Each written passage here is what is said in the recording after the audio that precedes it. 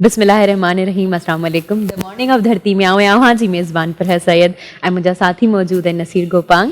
मूंखे उमेद आहे सभु ॾिसंदड़ ठीक हूंदा, मज़े में हूंदा, या संडे जो ॾींहुं आहे स्पेशली इंजॉय करे रहिया हूंदा।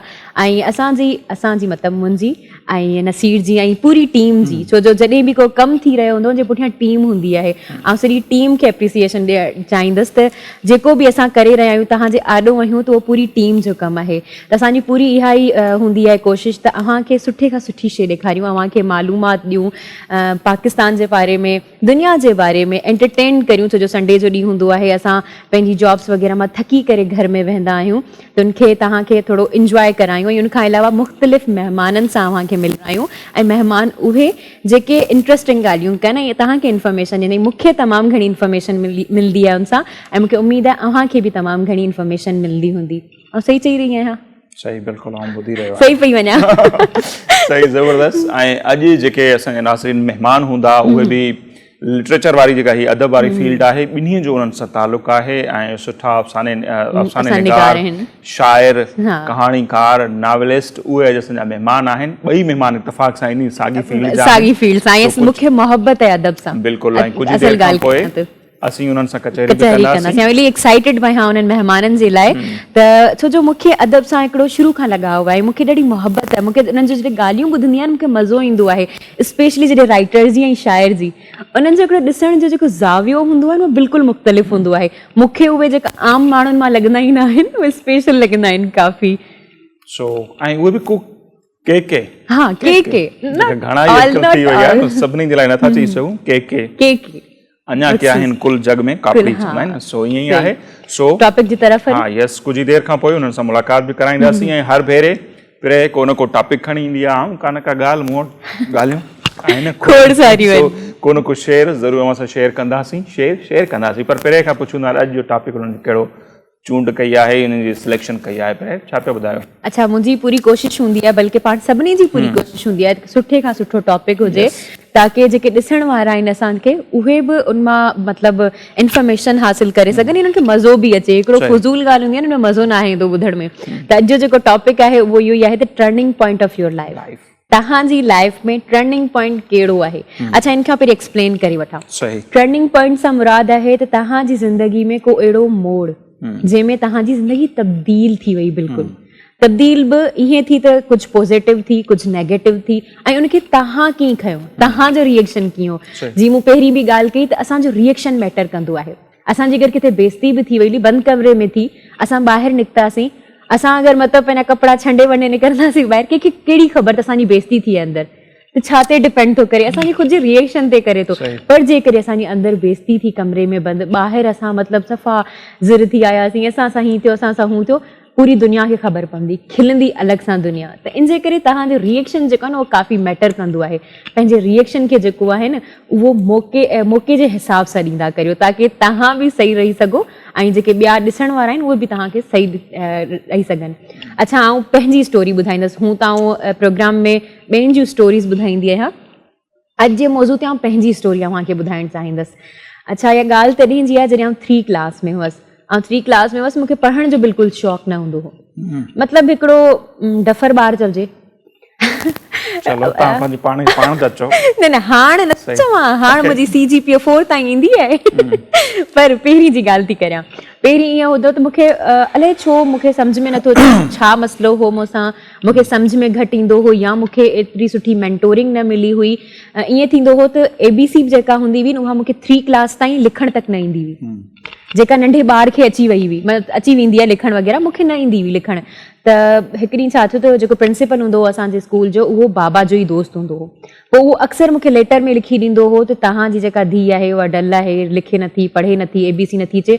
ऐं इवन हू मुंहिंजो मज़ाक तक उड़ाईंदो। हाणे ॿार हूंदी हुअसि, 3 क्लास जी ॿार केतिरी हूंदसि, उहो मूंते मज़ाक तक उड़ाईंदो हो टीचर। मतिलबु अजीब तरीक़े सां मश्करी करणु, पूरी क्लास में बेइज़तो करणु मूंखे।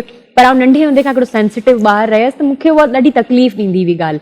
आउं घर वेंदी हुअसि, पर इहा ॻाल्हि शुक्र अल्हम्दुलिल्लाह त I have best parents ever.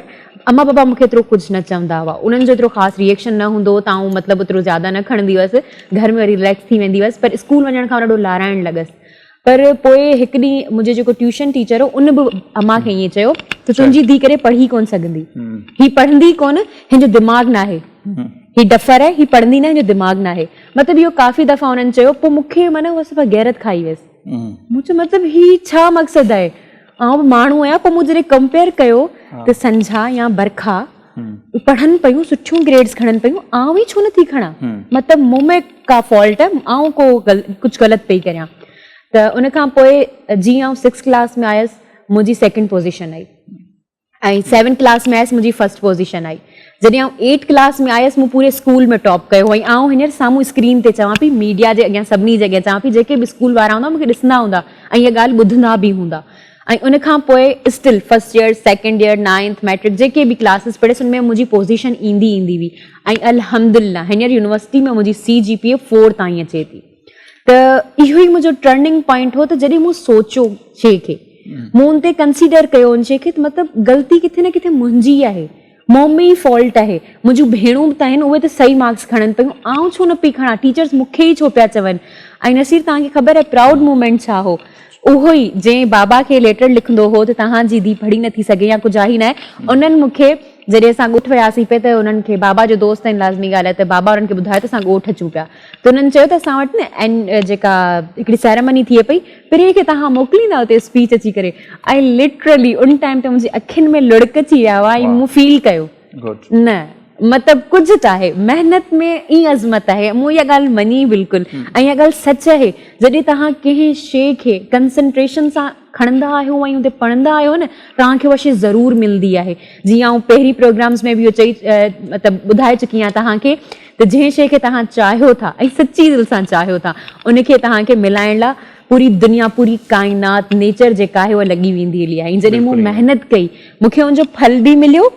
ऐं उन खां अलावा उहे ई टीचर जेके मूंखे निग्लेक्ट कंदा हुआ, मुंहिंजे बारे माना अजीब अजीब ॻाल्हियूं कंदा हुआ, कॉमेंट्स ॾींदा हुआ, उन्हनि ई मूंखे एज़ अ स्पीकर करे पंहिंजे स्कूल में घुरायो। ऐं literally it was proud moment for me. ऐं इहो मुंहिंजी लाइफ जो टर्निंग मूमेंट हो। ऐं आउं हाणे तव्हांजो ॿुधणु चाहींदसि, ऐं असांजा नाज़रीन बि तव्हांजो ॿुधणु चाहींदा, प्लीज़। अॼु माना पंहिंजी चवंदा आहिनि सना खानी, पहिरीं असां दुनिया खां ॿुधंदा आहियूं, दुनिया ते ॿुधाईंदा आहियूं, अॼु असां पंहिंजो ॿुधाइणु ॾाढो अजीब बि लॻंदो आहे, ॾाढो चैलेंजिंग बि हूंदो आहे जेके पुछो त। अच्छा, पर जेकॾहिं कुझु पॉज़िटिव आहे त ॿुधाइणु ज़रूरी आहे, खोड़ शयूं मोटिवेट करण लाइ। सो खोड़ शयूं आहिनि मुंहिंजी ज़िंदगीअ में, त ज़ाहिर आहे हिन वक़्त ते जेको आहे तजुर्बो आहे ज़िंदगी हुन में खोड़ हाणे सोचां काफ़ी आहिनि। अच्छा, टर्निंग पॉइंट आउं हुनखे ईअं खणंदुसि त अॼु जेको आउं तव्हांजे साम्हूं वेठो आहियां, अॼु असां चऊं पिया न असां सना खानी पंहिंजी था कयूं, सही पंहिंजो पाण। सो मुंहिंजी ज़िंदगी में टर्निंग पॉइंट चई सघूं था हुनखे, उहो हुयो त किताबनि सां जेका मुंहिंजी दोस्ती थी। अॼु जेको आउं आहियां, जेकॾहिं थोरो घणो सहाफ़त में मूं नालो कमायो आहे या जेको कुझु बि जेका मुंहिंजी सुञाणप ठही आहे, उनजे पुठियां किताबनि सां जेका मुंहिंजी दोस्ती आहे। हर को तव्हां हर कंहिंजे वातां ॿुधो हूंदो त किताब सां दोस्त हूंदा आहिनि, चवण जी हद ताईं हर को आहे, पर रियली मुंहिंजी लाइफ में मुंहिंजा किताब जेके आहिनि उन जेको कुझु बि मां जीअं चवां त मूंखे ठाहियो आहे, उहो थियो कीअं, असांजी दोस्ती कीअं थी, इहो मुंहिंजे लाइ थी सघे टर्निंग पॉइंट हुजे। तव्हां मुंहिंजो चाचा साईं मोहिब अली गोपांग, सो उन्हनि जो घर ठहियो पिए, नओं घर, त पुराणो जेको घर हो तीअं खणी चइजे, पुराणी हिकिड़ी हवेली टाइप हुई।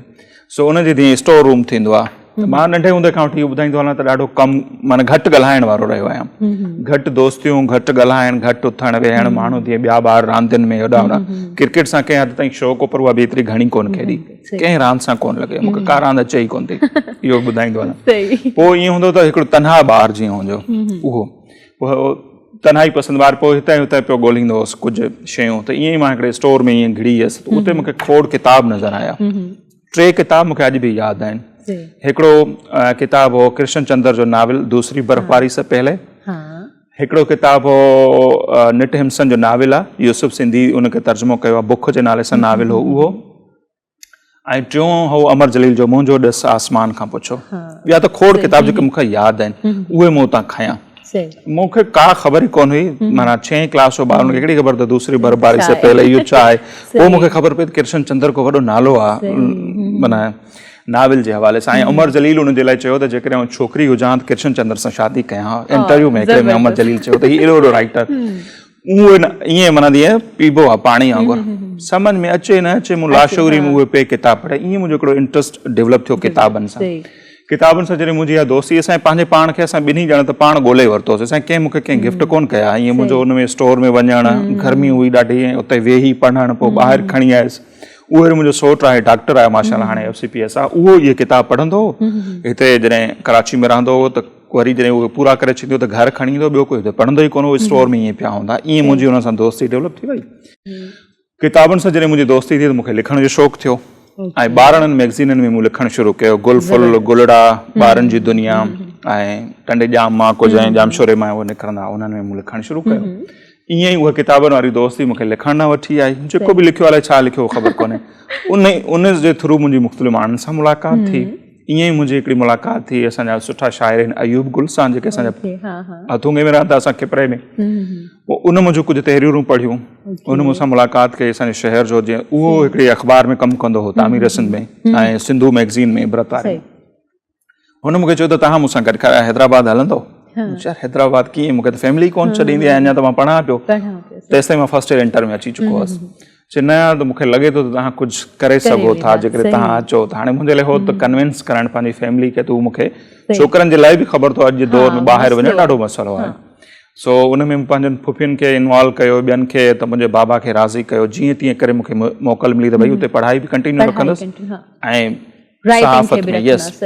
सो उन खां पोइ मां उते आयुसि हैदराबाद, अयूब वटि मुंहिंजी रिहाइश थी, ऐं मूं अख़बार में कमु करणु शुरू कयो, तामीर सिंध में। उहो हिकिड़ी डिघी कहाणी आहे। उन खां पोइ इहो जेको कुझु बि आहियां, मिसाल तौरु मुंहिंजी लाइफ जो टर्निंग पॉइंट किताबनि सां मुंहिंजी दोस्ती, पोइ थोरो घणो लिखण खां पोइ। हा, अयूब गुल न, मुंहिंजा दोस्त आहिनि अयूब गुल। यस। सो ईअं किताबनि सां दोस्ती में मां सहाफ़त में आयुसि। सहाफ़त खां पोइ वरी इहा ई किताबनि वारी जेका दोस्ती हुई, मूंखे मुख़्तलिफ़ अदबी प्रोग्रामनि में वठी वई, मुख़्तलिफ़ महफ़िलूं थींदियूं। ईअं ई असां KLF में वञणु शुरू कयो, कराची लिटरेचर फेस्टिवल थींदो हो। उते वञी करे जेका शइ असां हिकिड़ी ऑब्ज़र्व कई त उते 50 खां 60% सिंधी ऑडियंस थिए, पर सिंधी ॿोली जा सेशन कोन्हनि, सिंधी अदीब दानिशर कोन्हनि। पोइ आऊं ऐं मुंहिंजो दोस्त ज़ुहैब काका, SLF जो जनम थियो। यस, जनम थियो उतां। सो उहो चयो त किताबनि वारी जेका दोस्ती मुंहिंजे लाइ टर्निंग पॉइंट ई इन करे बि हुई जो उन्हनि मूंखे थोरो घणो लिखण ते उत्साहियो। उन्हनि मूंखे थोरो नंढड़ो ई जेको ई आहियां हींअर मां सहाफ़ी ठाहिण में उन्हनि जो किरदारु। उन खां पोइ SLF अल्हम्दुलिल्लाह अॼु न सिर्फ़ु पाकिस्तान में, पर पाकिस्तान खां ॿाहिरि जेके लिटरेचर सां रिलेटेड माण्हू आहिनि, उहे बि SLF खे सुञाणनि था त SLF छा आहे, ऐं माशाल्लाह वॾा वॾा अदीब हिन में अची चुका आहिनि। ऐं मूंखे प्राउड फील थींदो आहे कॾहिं कॾहिं जॾहिं माण्हू मूंखे हाणे इन सां सुञाणींदा आहिनि त नसीर SLF जो फाउंडर आहे, हुनजो फाउंडर आहे या हुनजो ऑर्गेनाइज़र आहे, त मूंखे हिकिड़ी ख़ुशी थींदी आहे। ऐं मुंहिंजे लाइ वरी बि चवंदुसि उहा किताबनि जी महिरबानी आहे, जेको कुझु आऊं अॼु आहियां। अच्छा नसीर, आउं ऑडियंस खे इहो बि ॿुधाईंदी हलां, असांजी जेके नाज़रीन ॾिसनि पिया उन्हनि खे इहो ॿुधाईंदी हलां त असांजो जेको अॼु जो टॉपिक हुयो ख़ुदि जी साराह करणु कोन हो, त असां पंहिंजी तारीफ़ करणु न वेठा हुआसीं, बिल्कुलु बि न।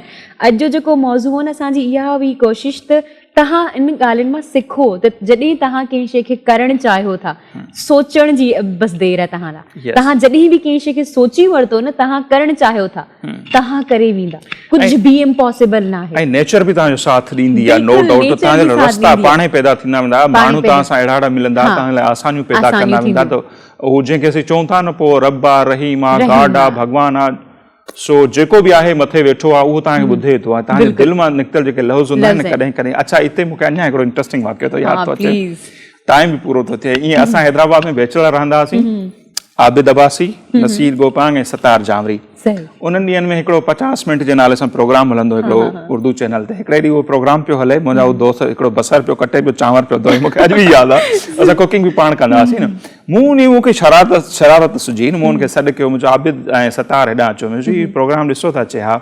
मुंहिंजो कॾहिं हिकिड़ो ॾींहुं अहिड़ो ईंदो, दुनिया जो मशहूरु TV चैनल हूंदो, आऊं हुन ते ईअं प्रोग्राम कंदो हूंदुसि, तव्हां पंहिंजनि तव्हां मुंहिंजो पोढ़ा थी चुका हूंदो, तव्हांखे चश्मा पातल हूंदा, तव्हां पंहिंजे ॿारनि खे सॾु करे ऐं प्राउड सां ॿुधाईंदो, इहो अंकल ॾिसो था, कॾहिं असां गॾु रहंदा हुआसीं। उन्हनि ॿिन्ही ख़बर अथव जेके जुमिला चया मां रिपीट नथो कयां या कोई इशारो कयूं न, उन्हनि चयो त ईअं थी कोन थो सघे, मुंहिंजो थींदो कॾहिं न कॾहिं। तॾहिं मूं बि कोन सोचियो, छो जो मां अख़बार में कमु कंदुसि, तॾहिं हिकिड़ो अञा सिंधी TV चैनल आयो। ऐं नेठि ईअं थियो, हाणे मुंहिंजो जेको दोस्त आहे सतार, हुनजो पुटु आहे अली रज़ा, जेको हाणे 12 सालनि जो आहे। सही। उन हिकिड़े ॾींहुं मूंखे यादि ॾियारियो, तोखे यादि ईअं चयो ईअं असां तोखे टीवी ते ॾिठो ऐं मूं अली रज़ा खे ॿुधायो त नसीर मूंखे हीअं चयो हो। सो उहा चवण जो मतिलबु ईअं आहे त तव्हांजे ज़बान में निकितल ॻाल्हि कॾहिं कॾहिं चवंदा क़बूलियत जी घड़ी, क़बूलियत जी घड़ी उहा क़बूल थी वेंदी आहे ऐं पोइ उहा अघामी वेंदी आहे। सो ॻाल्हियूं खोड़ आहिनि, वरी करे शेयर कंदासीं। सो तव्हांजी ज़िंदगी में ज़रूरु अहिड़ी मूवमेंट आई हूंदी अहिड़ो लम्हो, सो उनखे यादि कयो, उहो कहिड़ो टर्निंग पॉइंट तव्हां बि असांखे ॿुधाइजो तव्हांजो टर्निंग पॉइंट कहिड़ो आहे। सो हाणे टॉप स्टोरीज़ ॾांहुं हलूं, पंहिंजी सारा खोड़ थी वई।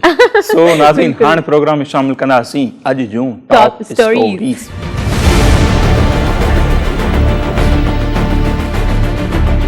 पाकिस्तान पारां फ़ौजी अॾा न ॾियण वारे ऐलान बाद अमेरिका पंहिंजा तेवर ॾेखारण शुरू करे छॾिया। पाकिस्तान खे नंढी ॼमार वारा अहलकार मुक़ररु करण तोड़े इंसानी स्मगलिंग वारी लिस्ट में शामिल करे छॾियो। लिस्ट में शामिल मुल्कनि जी फ़ौजी इमदाद बंद ऐं UN अमन मिशन में शामिल थियण ते पाबंदी लागू थी सघे थी। अमरीकी सदर जो बाइडन सहाफ़ी पारां अफ़गानिस्तान जी सूरतहाल बाबति सवाल करण ते चिड़ी पियो। सहाफ़ी खां सवाल कयो त तालिबान तेज़ी सां पेशकदमी करे रहिया आहिनि, छा अफ़गान फ़ौज में एतिरी अहलियत आहे जो उहा खेनि रोके सघे?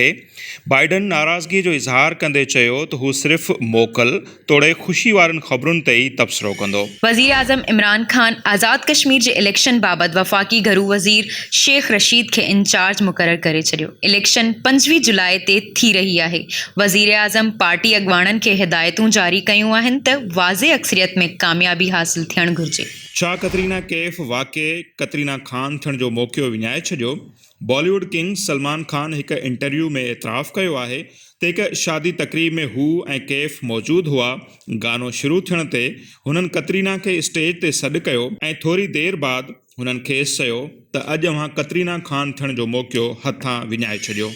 जी नाज़रीन, जी तव्हां टॉप स्टोरीज़ ॾिठियूं। हाणे असां वटि प्रोग्राम में ब्रेक जो टाइम थी वियो आहे, पर ब्रेक ते वञण खां पहिरियां अव्हांखे ॿुधाईंदी हलां त असां वटि जेके गेस्ट हाणे मौजूदु आहिनि, ब्रेक खां पोइ जेके असां वटि जंहिंसां असां गुफ़्तगू कंदासीं, उहे राइटर आहिनि ऐं डॉक्टर बि आहिनि ऐं मज़ार ॾाढो सुठो लिखनि था ऐं उन्हनि जा हिन वक़्त ताईं 4 जे लॻभॻि किताब अची चुका आहिनि। उन मां जेके 3 किताब आहिनि उहे मज़ाह ते मुश्तमिल आहिनि। उन सां गॾो गॾु उन्हनि जो हिकिड़ो नाविल जेको आहे जल्द मार्केट में अचण वारो आहे ऐं अफ़साननि ते मुश्तमिल बि उन्हनि जो हिकिड़ो किताब आहे। सो उर्दू ॿोली जा ॾाढा बहितरीनु राइटर आहिनि। जे पहिरियों मूंखे ॿुधायो त पेशे जे लिहाज़ खां डॉक्टर आहिनि। केरु आहिनि इहो थोरो सस्पेंस हूंदो आहे। सो ब्रेक खां पोइ करायूं था उन्हनि सां मुलाक़ात। केॾांहुं न वञिजो, असां सां गॾु रहिजो।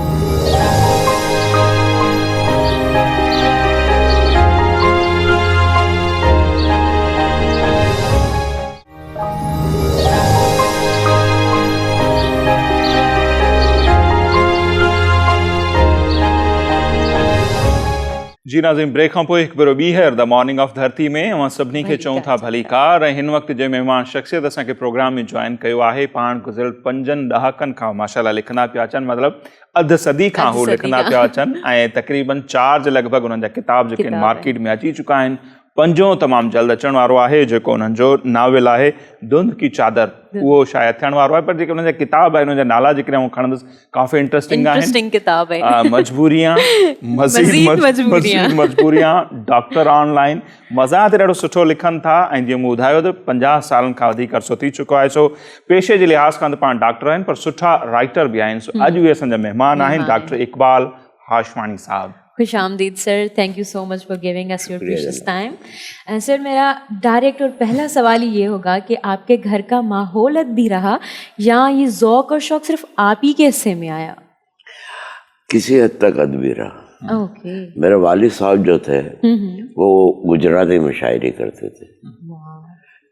चूँकि हम लोग मेमन है ना, तो हमारी लिखने पढ़ने की ज़बान जो है वो गुजराती हुआ करती थी। सही। तो वो गुजराती में शायरी करते थे, हसरत सीतपुरी के नाम से। सीतपुर इंडिया का कोई छोटा मोटा कस्बा गांव था। तो उनके साथ मैं अक्सर जब मुशायरों में जाता था, वहाँ पे मेरा नाम एटम सीतपुरी था। एटम सीतपुरी। ओके।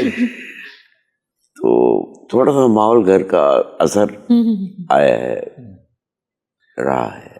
तो शौक भी वहीं से हुआ। ज़ाहिर वाली साहब के साथ मुशायरों में जाना, शायरों में बैठना, तो थोड़ा कुछ ये था, कुछ अल्लाह की तरफ से। अल्लाह की तरफ से कहते हैं ना, जीन में कुछ ना कुछ हम में आ जाता है, तो आप में शायरी का आ गया। ओके। تو وہ مشاعرے کیا مزاحیہ ہوتے تھے زیادہ؟ کیونکہ وہ آپ کی جو ہم تحریریں دیکھتے ہیں یا بکس دیکھتے ہیں تو موسٹلی مزاح پہ زیادہ. نہیں وہ گجراتی ہوتے تھے. اوکے, گجراتی میں بھی سنجیدہ یا مزاحیہ؟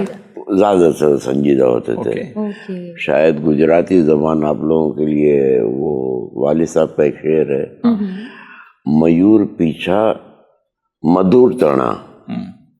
میور پیچھا میور پیچھا مدور تڑا, کھولی نے جو تو داغ گھنا. تو اس کا بات اے رنگت نو کہ لاج بدھی سے چبائی گئی. مور کے جو کھول کے دیکھو داغ بہت ہیں اس کے, بس یہ رنگت ہے جس نے جس کو نکھارا ہوا ہے. تو یہ پھر آپ کا مزاح کی طرف آنا کیسے ہوا؟ کیونکہ جیسے میں نے کہا شاید یہ بھی میرے جینس میں. والد صاحب کا جو بہت جولی تھے اور شاید میں بھی بہت جولی ہوں, تو ہے یہ میری اس میں شامل ہے. سر جیسے کہ آپ ایک بہترین ڈاکٹر ہیں, پھر لکھنے کا ٹائم کیسے نکالتے ہیں آپ؟ بھائی دیکھو, بہترین ڈاکٹر کا فیصلہ تو میرے پیشنٹ کریں گے, اور لکھنے کا ٹائم قربانی دینی پڑتی ہے. بالکل, ایک شوق کے لیے آپ کو دوسرے شوق کی قربانی دینی پڑتی ہے. تو میں نے سب سے پہلے تو یہ کہ VCR دیکھنا بند کر دیا. میں لکھ رہا ہوں تقریباً بچپن سے, لیکن وہ جب یہ باقاعدگی سے آغاز میں نے 25 سال کالم لکھے ہیں, تو اب اس کے لیے مجھے ٹائم چاہیے تھا. میں نے VCR اور ٹی وی کم, VCR تو بالکل بند کر دیا, اور اکثر فجر کے بعد بیٹھ کے لکھ لیا کرتا تھا. تو اس طریقے سے. تو یہ جو کتابیں اب ہمارے سامنے پڑی ہوئی ہیں, مجبوریاں, مزید مجبوریاں, ڈاکٹر آن لائن, اس پہ پہلے آ جاتے ہیں. تو ان میں آپ کے مضامین ہیں مزاحیہ جی, یا افسانے یا مضامین؟ یہ مجبوریاں, مزید مجبوریاں, اور یہ دونوں جو ہیں مزاحیہ ہیں. ٹھیک ہے نا. پھر ڈاکٹر آن لائن جو ہے وہ صرف وہ مضامین ہیں جو ڈاکٹر حکیم وحید اور ان کے حوالے سے مطلب وہ طب کو چھیڑتی ہیں. ایک کتاب ہے جھیل والی لڑکی, وہ شارٹ ہے بالکل, یعنی کہ اس میں ہیں کہانیاں اور افسانے ہیں جو لوگوں نے بہت پسند کیے, اور وہ بالکل ختم ہو گئی میرے پاس. سر آپ کی کتابوں کی وہ لڑکی پہ آتے ہیں نا, جھیل والی لڑکی پہ آتے ہیں, تو وہ لڑکی جو ہے وہ گھر کی لڑکی اور باہر کی لڑکی, جیسے آپ پہلے بتا رہے تھے مزاح سے ہی, تو ہم سمجھنا چاہیں گے وہ لڑکی کون سی لڑکی ہے؟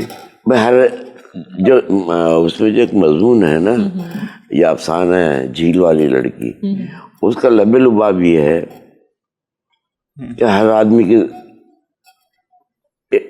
جھیل والی لڑکی ہوتی ہے جو اس کی زندگی میں آتی ہے, بس اس کی قدر کرو.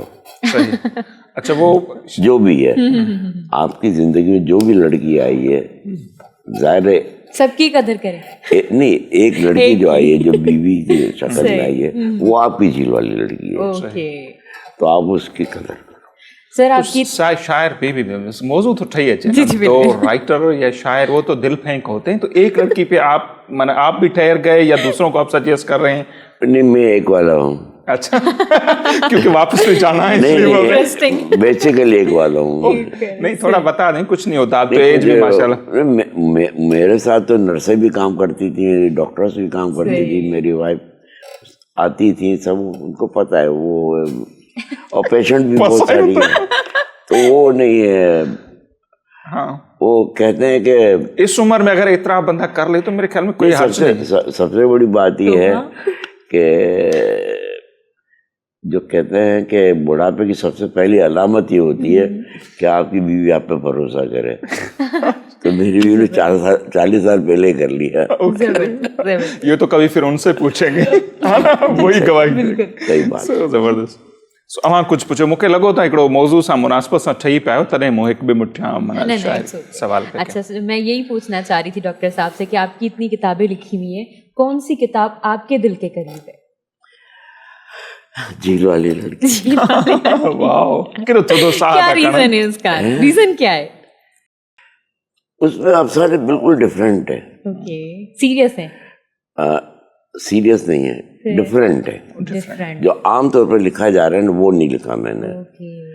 اور جہاں چھپتے تھے یہ دوشیزہ ڈائجسٹ میں, انہوں نے خود یہ کئی دفعہ کیپشن ڈالا ہے کہ वो कहते भाई आप मुनफरिद अंदाज के लिखने वाले हैं, बिल्कुल अलग होते थे. आप सोच कुछ रहे, अंदर से निकल कुछ और रहा है, सही. तो वो बिल्कुल मुनफरिद है. सर कोई अफसाना बताना चाहेंगे उस बुक में से? बहुत सारे अफसाने. कोई एक अफसाना था उसमें फरेब नजर, ओके. थोड़ा सा डिटेल में जाऊंगा. हाँ. तो वो मेरे कॉलेज डॉ मेडिकल से मैंने क्या हुआ है, तो उस कॉलेज के तनाजुर में मैंने मेडिकल कॉलेज के तनाजुर में लिखा है कि मेरे साथ एक और लड़का पढ़ता, हम पिकनिक पे गए हॉक्स वे पे, वो हम सब बिजी थे, वो कहीं चला जाता है, थोड़ी देर काफ़ी देर के बाद हमसे ढूंढने निकलता, वो एक जगह पे बैठा हुआ होता है. खैर बात आई गई हो गई. थोड़े दिन के बाद वो मेरे पास आता, वो मेरा बहुत अच्छा दोस्त है. कहना जरा चलो साहिल समंदर तक, मुझे तुमसे एक बात करनी है. मेरे को बात यहाँ पे कर लो. नहीं वो वहीं पे करूँगा. हम जाते हैं वहाँ पे, शाम को चांदनी रात है. तो कहना यार उस दिन मैं यहाँ पे आया था, अकेला था, कोई तुम मेरे साथ नहीं थे, मुझे देर भी हो गई थी. हाँ मैंने कहा तो क्या हुआ था? कहना मैं नहाने घुस गया, तो बहुत अच्छा तैराक हूँ मैं. मैंने कहा अच्छा नहा लिया फिर? कहना मुझे दूर एक लड़की तैरती हुई नजर आई. अच्छा, मुझे भी हैरत हुई कि यार ये लड़की यहाँ पे समंदर में, अकेले समंदर में रात को क्या कर रही है. खैर जब करीब गया तो लड़की बहुत खूबसूरत हो रही है, और लेकिन इर्द गिर्द न कोई लॉन्च न कश्ती कुछ नहीं. तो मैं उससे पूछा कि भाई कौन है? तो वो यूं करके देखने लगी जैसे मेरी जबान नहीं समझ रही हो.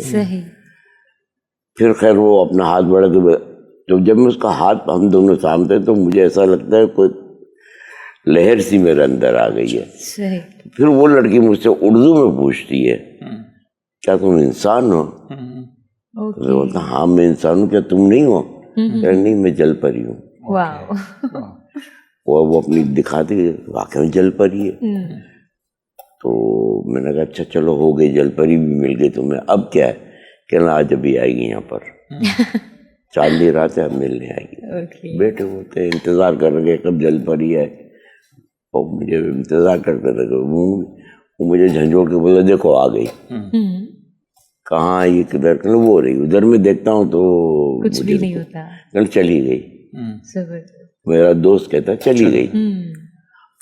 जाहिर है मुझे तो गुस्सा आया कि भाई यार तुम इतनी दूर से मुझे बेवकूफ़ बनाने के लिए यहाँ पे लाए थे. आई थी और चली गई. कहना आई तो थी, शायद तुम्हें देख के चली गई. सब मेरी उससे बहुत ही रंजिश हो जाती है. 4, 5, 6 महीने में सब बात नहीं करता कि यार बेवकूफ़ बनाने के लिए मैं ही मिला तुम्हें. खैर बहुत दिन के बाद फिर वापस रिकन्सिलिएशन हो जाता है. जाहिर एक ही क्लास में पढ़ रहे हैं. फिर एक दफ़ा मेरे पास आता है, कहना यार तुम मेरी बात सुन लो. मैं ये नहीं कहता सो यकीन कर, लेकिन मेरी बात सुन लो. अच्छा सुनो.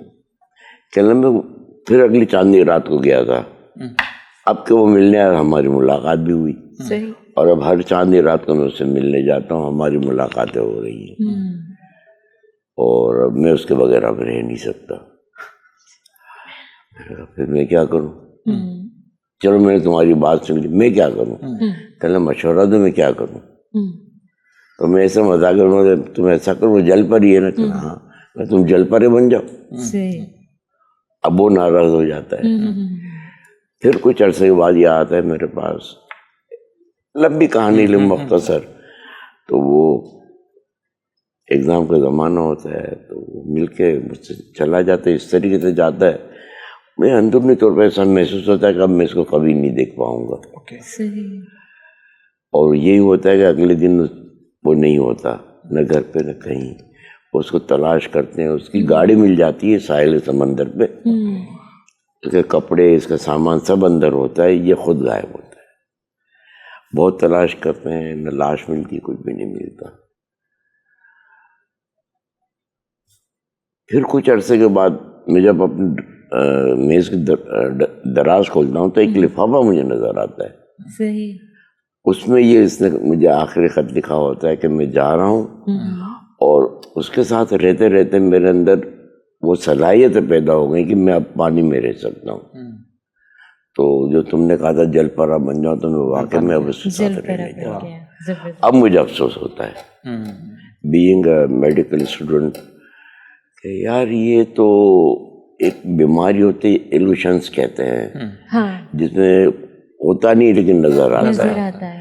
इससे फरे में नजर उर्दू में आप कह लेंगे। जैसे कई दफा सड़क पे आप नहीं देखते, दूर सड़क पे वो पानी से नजर शराब जिसे कहते शराब हैं, नजर, हाँ बिल्कुल वो होता नहीं लेकिन हमें नजर नजर आता आता है। मैं ये इल्यूशन का शिकार हुआ था। और अगर मैं किसी साइकेट्रिस्ट को उसको दिखा दे तो शायद ये ठीक हो जाता, और वो अपनी ख्याली लड़की के दलपरी के चक्कर में बहुत आगे निकल गया और डूब गया। अब मैं कुछ कर तो नहीं सकता था, बस अफसोस करता रहा। यहाँ एग्जाम हो जाते हैं, मैं चला जाता हूँ एक बहरी जहाज पे, वहाँ एक मेडिकल ऑफिसर लग जाता हूँ। बहुत ममालिक में घूमते हैं फिरते हैं, वापस आते हैं। तो अच्छा होता ही है कि पोर्ट पे आने के लिए आपको इजाज़त लेंगे, क्लियरेंस लेना होता है।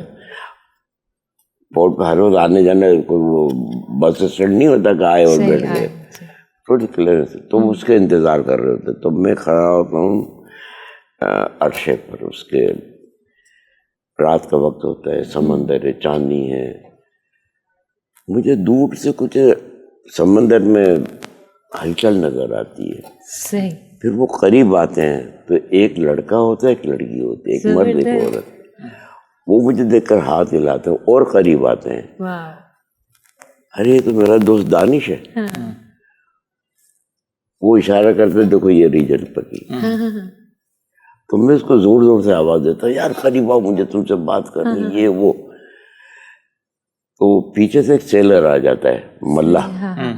वो मेरे हाथ रखता है मेरे ऊपर, कहना सर क्या बात है तो कुछ। मैं बोलता यार देखो उधर, वो मैं उधर इशारा करना, वो दोनों डुबकी लगा जाते हैं।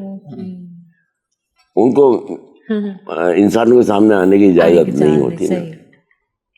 तो वो बेचारा समझता है मैं शायद पागल है, नहीं पिया हुआ है, कुछ पिया हुआ है। सर आपकी तबीयत खराब है, आप चले। खैर उस वाक़े के बाद मैं बहरी जहाज की नौकरी छोड़ देता हूँ। और आज तक मैं ये परेशान हूँ कि उस दिन मुझे नजर आया था, वो क्या था। वो वाकई में जल परी मेरा दोस्त था या मुझे भी प्रेम नजर हुआ। जबरदस्त। तो ये मैं समझता हूँ मेरे साथ जो मेरे कुलीग थे, तो जूनियर थे मुझसे 2-3 साल, तो मेरे ये कहानियाँ बहुत पढ़ते थे, प्रमोट भी करते थे। तो पढ़ के कहने यार इकबाल, ये तुम्हारी क्लास का कौन सा लड़का था? मैंने बोला कौन सा लड़का, सारा झूठ था। और अब भी कई जो क़ारीन है मेरे, वो पूछते हैं डॉक्टर साहब सही बताओ होती हैं? जलपरियाँ होती हैं? होती तो नहीं है, वो लिखने का स्टाइल होता है। सही। जो अब बहरहाल जबरदस्त। और मजीद भी लिटरेचर के हवाले से बात करेंगे, स्पेशली जो उर्दू में लिखा जा रहा है आजकल। वो जाहिर सी बात है जो लिखते हैं वो पढ़ते भी हैं, तो उनको आप किस तरह देख रहे हैं? हम आपके हम असर जो लिख रहे हैं, लेकिन ब्रेक ले लेते हैं। सो नाज़रीन वठूं था मुख्तसर ब्रेक। ऐसा संगत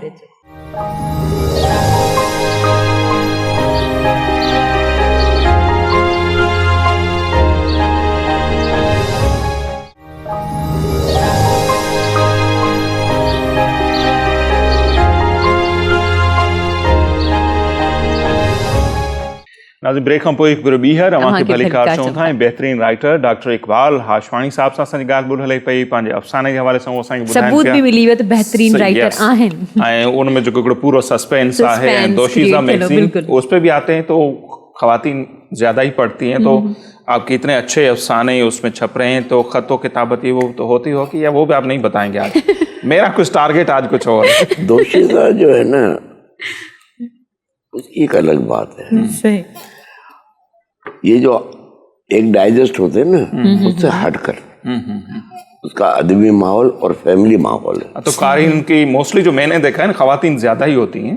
नहीं, लेकिन वहाँ पे एक अदबी और ہاں یس وہ تو ہے. وہ تھوڑا سا ڈفرینٹ ہے. نہیں ان کی میرا جو سوال تھا وہ یہ تھا کہ ان میں سے کسی دوشیزہ نے آپ کا ضرور پڑھا ہوگا تو وہ خط و کتابت کوئی رابطہ, کسی نے کوئی رابطہ میسج کیا آپ سے وہی بات کرنے کی دوشیزہ میں, اور بعد میں بھی فیس بک پہ کئی جو انہوں نے پڑھا ہے وہ اکثر اب بھی پوچھتی ہیں. اور جو رائٹرس ہیں تو وہ تو رائٹرس تو ہوتے ہی آپس میں ملے جلے تھوڑے سے ہوتے ہیں. اور دوشیزہ میں فیملی ماحول تھا. اچھا اب آتے ہیں اس پر جو آج کل لکھا جا رہا ہے, تو آپ پڑھتے بھی ہوں تو کس طرح دیکھتے ہیں آج کے اردو افسانے کی اگر بات کریں یا کہانی کی؟ مجھے ایسا لگتا ہے کہ وہ معیار اب نہیں رہا, تھوڑا سا کم ہوا ہے. اس کی بہت ساری وجوہات بھی ہو سکتی ہیں, اور کچھ وجوہات ایسی ہوتی ہیں جیسے مشتاق احمد یوسفی صاحب, تو وہ ہر ادب میں ایک نہ ایک ایسا جائنٹ پیدا ہوتا ہے جو آگے پیچھے کے 100 برس کھا جاتا ہے. مشتاق احمد یوسفی ان میں سے ایک ہیں.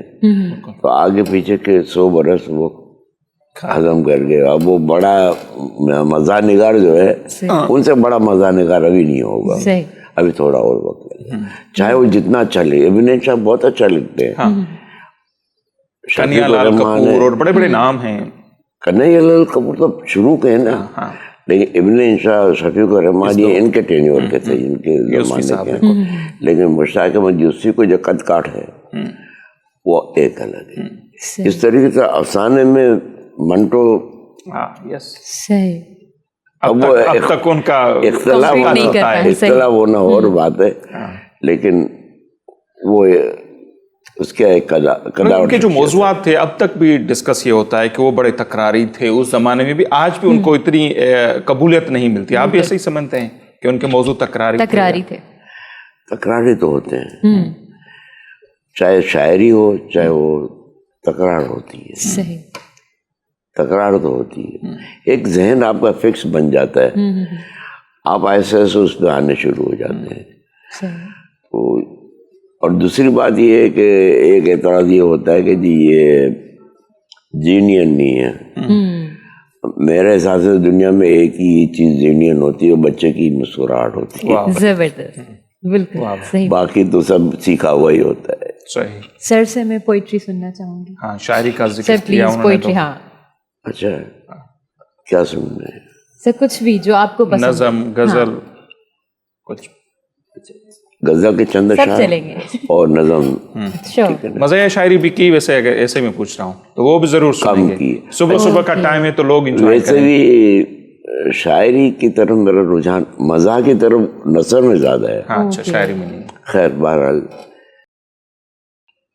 ایک شعر ہے, مایوسیوں کا میں بھلا کیوں کروں گلا, تنہائی میں بھی میرا خدا ساتھ ساتھ ہے. واہ. تنہائیوں میں بھی میرا خدا. ایک اور شعر ہے, میں اپنے قبیلے سے گو لاکھ جدا ہوں, میں اپنے قبیلے سے گو لاکھ جدا ہوں, دشمن سے بھی ہوں برسر پیکار دیکھیے. پھر ایک غزل کے 3-4 اشعار سنا دیتا ہوں. وہ حسن جہاں سوز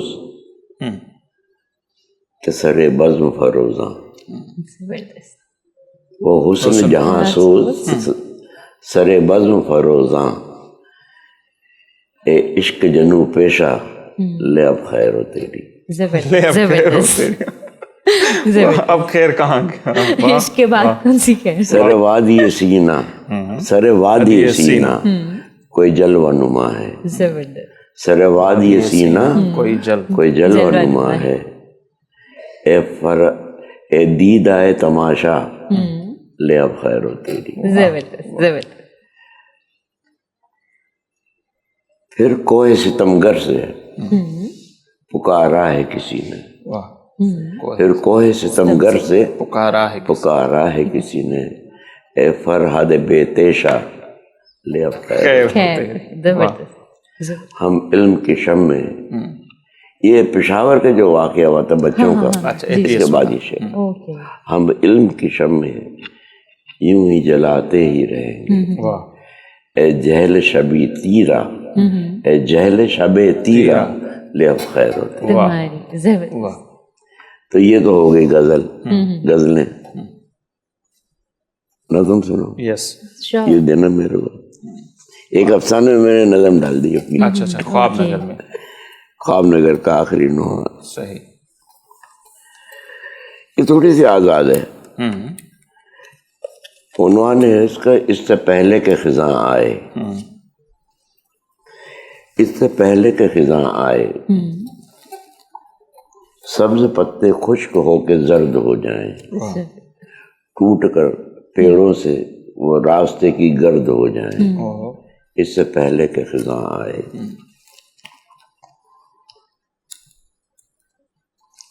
दूर वीराने बगूले, दूर वीराने में बगूले गर्दिश अय्याम की मानिंद।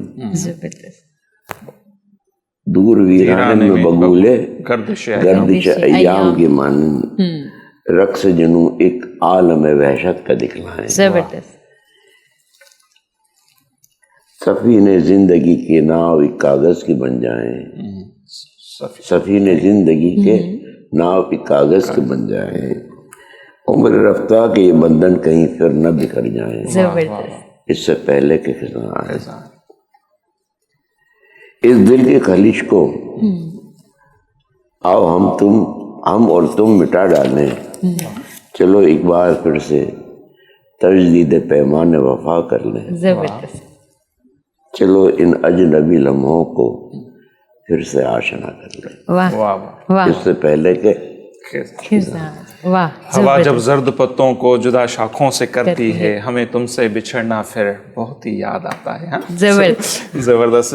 अच्छा, हम ये भी आपसे समझना चाहेंगे डॉक्टर साहब कि आपकी जो आने वाली किताब है, आपका जो आने वाला नावल है, उसका मौजू क्या है? उस पर अभी बात कर सकते हैं या वेट करें कि जब तक वो आ जाए? नहीं, अब तो वो तकरीबन अगले हफ्ते आ जाएगी। ओके धुंध की चादर सर, किस पे लिखी हुई है वो? मौजू मौजू क्या कागज है? जबरदस्त। कागज पे। ओके, लिखी हुई कागज पे। मौजू उसका क्या है? मौजू क्या है? मैं सब कागज पे लिखी है जाहिर। मौजू क्या है? मौजू क्या है इसका? हाँ, मौजू उसका कराची है। ओके, कराची। ये तकरीबन 80 और इससे पहले के कराची के तनाजुर में एक नावल है जबरदस्त। जिसका हीरो एक कराची ही है, सही। असल हीरो कराची। उस जमाने कराची की शहरी और समाजी जिंदगी का वाह, के तनाजुर में पस मंजर में एक मुसलसल नावल था ये। तारीखी नावल। दोशीदा में 18 किस्तों में चला था। अच्छा, सही। ठीक है ना। इसके बाद फेसबुक पे 1.5 साल तक चलता रहा, रोजाना की बुनियाद पे, थोड़ा और अब किताब की शक्ल में आ रहा है। जबरदस्त। सही। तो वो सारा पस मंजर जो आपने कराची देखा, वो सारा होगा। हाँ, एक तो कह सकते हैं कि तारीखी हवाले से, तारीख वारीख को मैं नहीं छेड़ा, कल्चर, उस दौर का तनाजुर। कुछ लोग हैं जो कराची में रह रहे हैं, सही। एक बंदा है जिसको ये शहर बहुत अच्छा लगता है, वो देखने के लिए आता है, ओके। यहाँ की जिंदगी में वो हो जाता है, फिर उससे क्या गुजरती क्या होता है। तो साथ में जाहिर है जब अब शहर में ही है तो शहर के हालात और ये सब आ गए हैं, फिर वो इस मौजू के ऊपर है। सर, लिखने पे बात हो रही है तो मुझे ये बात याद आई कि मैं आपसे पूछ लूं, आपके घर में मतलब आपके बेटों या बेटियों में भी किसी को लिखने का शौक है? नहीं, ऐसा बड़ा शौक तो नहीं है, लेकिन मेरा बड़ा बेटा है, उसे कुछ मज़ामिन जंग में और उसमें डॉन वगैरह में शाये हुए हैं, तो लेकिन वो मुसलसल नहीं लिखता, वो पढ़ने का शौक सबको है। सही। मेरे घर में मेरी अपनी एक हम लोगों की, मेरी नहीं, हम लोगों की डिवाइडर नहीं होता घर में, जो जिसे खिलौने रखते लोग, बर्तन रखते हैं, वो किताबों से भरी हुई है, तो पढ़ते रहते हैं। सर, कोई डॉक्टर साहब आपसे ये भी हम समझना चाहेंगे, जाहिर एज राइटर की समाज के हवाले से क्या जिम्मेदारियां होती हैं? राइटर पे बहुत जिम्मेदारियां होती हैं, और देखिए राइटर होना कोई बड़ी बात नहीं है, राइटर के साथ इंसान होना सबसे बड़ी बात है। इंसान दोस्ती अगर नहीं है उसमें तो वो अच्छा राइटर नहीं है। सही बोल रहे हैं। अगर वो तासुब है उसमें तो वो अच्छा राइटर नहीं है। इंसान दोस्ती होनी चाहिए, फिर वो राइटर है। اور وہ کتنا آج کے رائٹر ادا کر رہے ہیں وہ ذمہ داری آپ کے خیال میں؟ اب کم ہے. اب ہمارا معاشرہ بہت بدل گیا ہے, قوت برداشت نہیں ہے اب, ہم ایک عدم برداشت. تو ٹائم بھی کم ہے بلکہ ختم ہونے کو ہے, تو ہم یہ بھی آپ کے تجربے سے سمجھنا چاہیں گے یہ عدم برداشت کیوں ہے؟ پہلے زیادہ تھی اب کم ہو گئی, اور اس کے نقصانات کتنے ہیں؟ دیکھیں اس کے بہت سارے وجوہات ہیں, کچھ سماجی کچھ سیاسی, اور میں نہیں چاہتا کہ اس پہ لپٹ نہیں, لیکن اس کے نقصانات کیا ہیں, کتنا ہم بھگت رہے ہیں آج کل؟ بہت کچھ بھگتا ہے اور بھگت رہے ہیں. آپ نے پرانا کراچی نہیں دیکھا؟ نہیں, ہم نے دیکھا ہے. یس, ہم نے دیکھی ان آنکھوں میں مہکتی خوشبو, پیار کو پیاری رہنے دو کوئی نام گلاب نہ کے دو. پانی سے. ہاں, تو یہ کراچی, ہم لوگ پرانے نسل کے لوگ جب روتے ہیں تو لوگ بولتے ہیں آپ لوگوں کو ناسٹریلجیا ہے. یہ ناسٹریلجیا نہیں ہے, یہ حقیقت ہے کہ کراچی جتنا خوبصورت ہوتا تھا, اور پاکستان کا واحد کاسموپولیٹن شہر ہے یہ. بالکل. اور میرا جو اگلا جو ٹارگیٹ ہے ایام رقص طاؤس, میری جو کتاب آئے گی اس کے بعد, اس کا موضوع یہی ہے کراچی کیا تھا, ہم لوگ کیسے رہتے تھے, کیسے محبتیں بانٹتے تھے. ہندو, مسلم, سکھ, عیسائی, پارسی, بہائی, یہودی, ایون یہودی. میں نے خود یہودی کو دیکھا ہے, ان کے سائناگوگ دیکھا ہے میں نے, آرام سے رہتے تھے, کوئی مسئلہ, کوئی وہ مسئلہ نہیں تھا. پھر 80 کے بعد جو ہوا ہے, اللہ بس اللہ نے ہمیں بھی بچایا اور سب کو بچا لیا ہے. شکر اب وہ ماحول نہیں ہے. بہت شکریہ. اور ہم نے بھی جو پڑھا ہے جمشید نصروان جی مہتا کا پورا دور, اس سے پہلے ہرچند رائے وشن داس صاحب کا دور, تو یہ کراچی جو تھا وہ کراچی کیا تھا ہم نے تو صرف پڑھا ہے, اور آپ خوش نصیب ہیں کہ آپ نے وہ دیکھا بھی ہے. اور آج بھی جب ہم عمر جلیل صاحب جیسے بندے سے بات کرتے ہیں تو اس کا بھی خیالات یہ ہے کہ یہ وہ کراچی نہیں ہے جو میرا کراچی تھا, وہ کوئی اور چیز تھی. صحیح.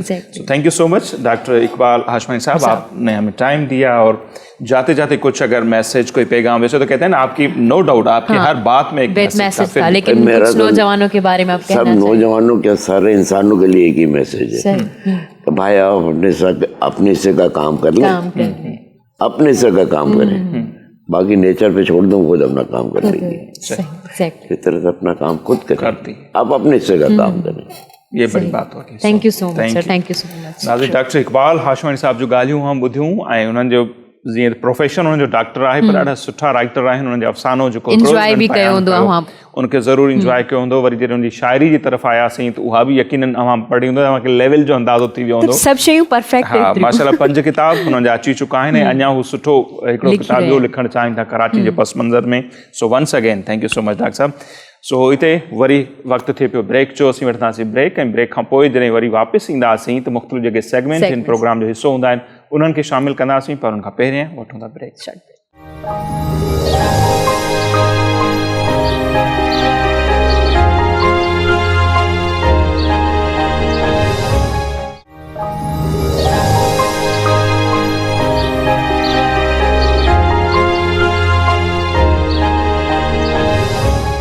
वेलकम बैक नाज़रीन. हाणे प्रोग्राम में जे सेगमेंट जो टाइम थियो आहे जंहिंजो नालो आहे सोशल मीडिया राउंड अप.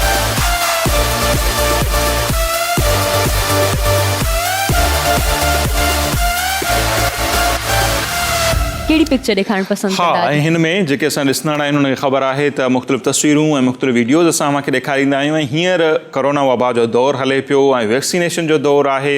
सॼी दुनिया में माण्हू वैक्सीन कराइनि पिया, ऐं कुझु हंधनि ते माण्हुनि में वैक्सीन जे हवाले सां जेके आहिनि सो ख़दशा बि आहिनि त कराइजे न कराइजे. सो उन हवाले सां हिकिड़ी मुहिम पई हले, ऐं मूं वटि जेका तस्वीर आहे उन सां ई रिलेटेड हिकु तस्वीर आहे.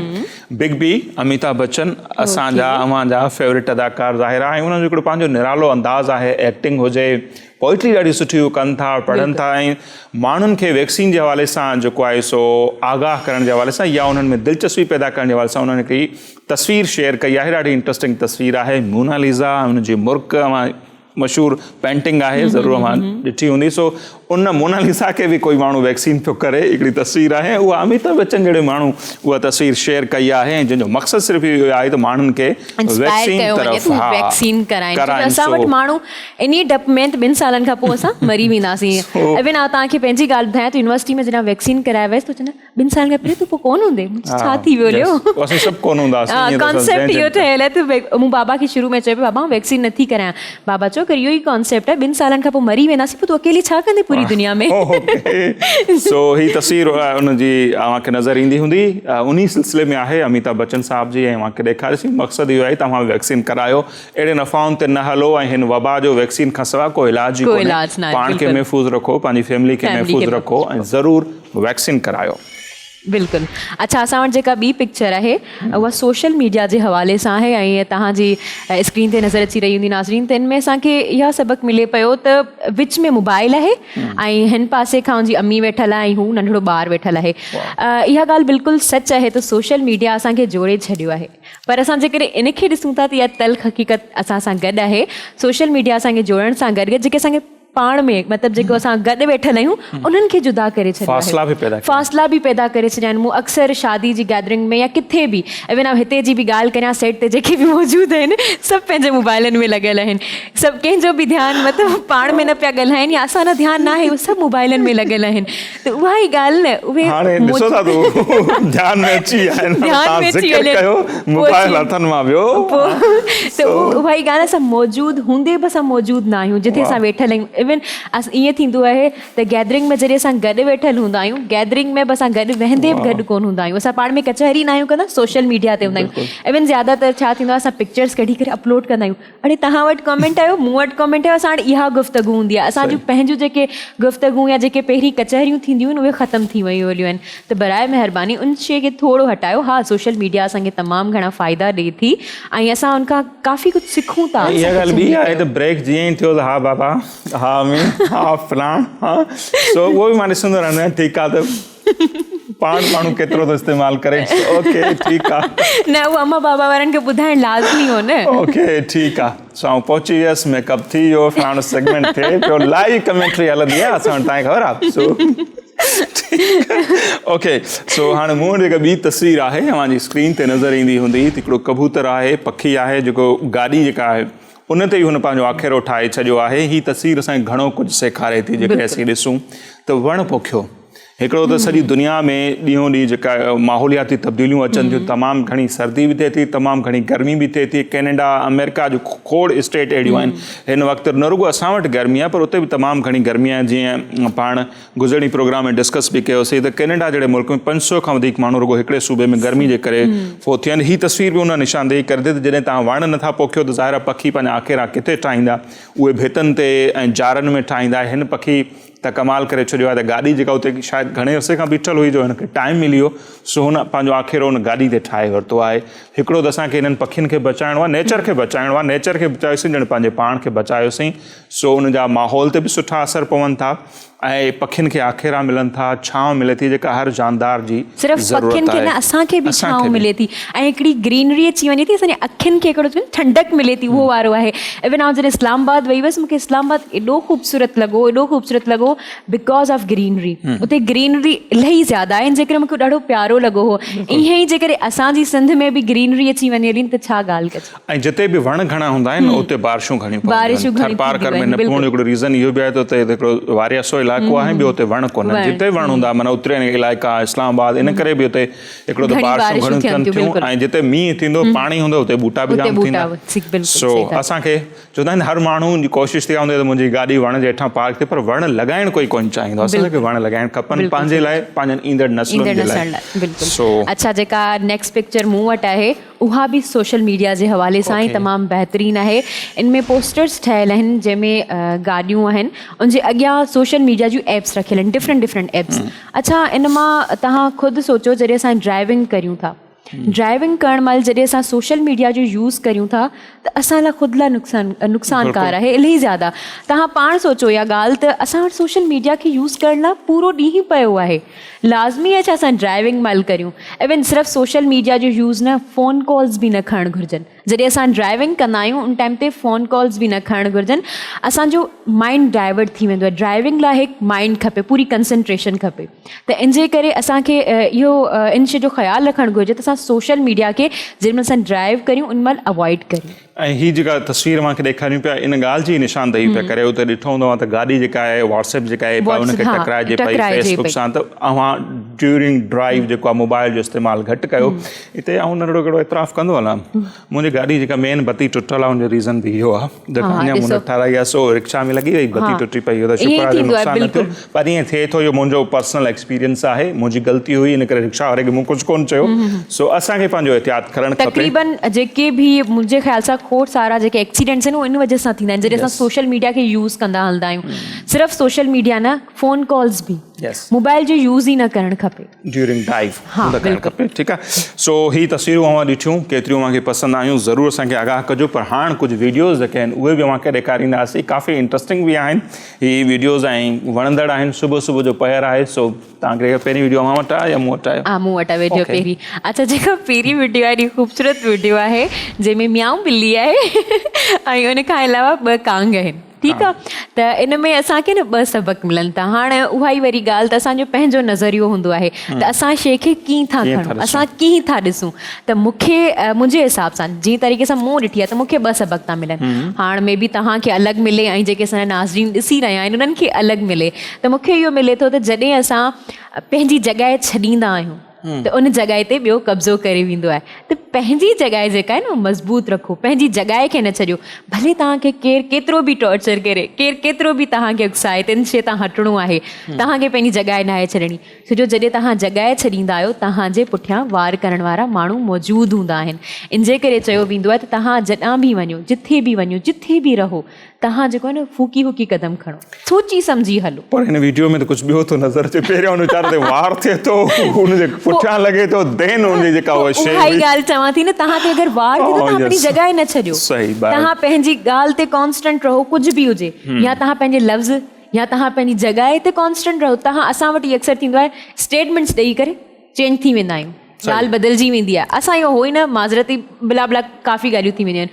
ऐं इहो चवंदी आहियां ऐं सोचींदी बि इहो ई आहियां त असां अहिड़ी ॻाल्हि चऊं ई न, स्टेटमेंट ॾियूं ई न जंहिंजे पुठियां असांखे माज़रत करणी. बिल्कुलु. ऐं ही नज़र ईंदो हूंदो वीडियो में त 2 शाणा कांव, शाणो कांव, अॻे असां ॿुधो जग में पथरियूं विझी पाणी पीअंदो, पर कांव वाक़ई ॾाढा टैलेंटेड. हिकिड़ी डॿल रोटी जो को टुकड़ो आहे नंढो, या को दाणो आहे, ॿिली हुनजे मथां वेठल आहे, हिकिड़ो कांव अची हुनखे पोयां ठुंगो थो हणे. जॾहिं ॿिली हुनजे कढ भॼे थी त ॿियो जेको कांव आहे उहो टुकड़ो डॿल रोटी जो खणी वञे थो ऐं ॿिली खे फॿे कुझु कोन थो. वई हुनजो मुक़ाबिलो करणु, उहो डॿल रोटी जो टुकड़ो बि हलियो.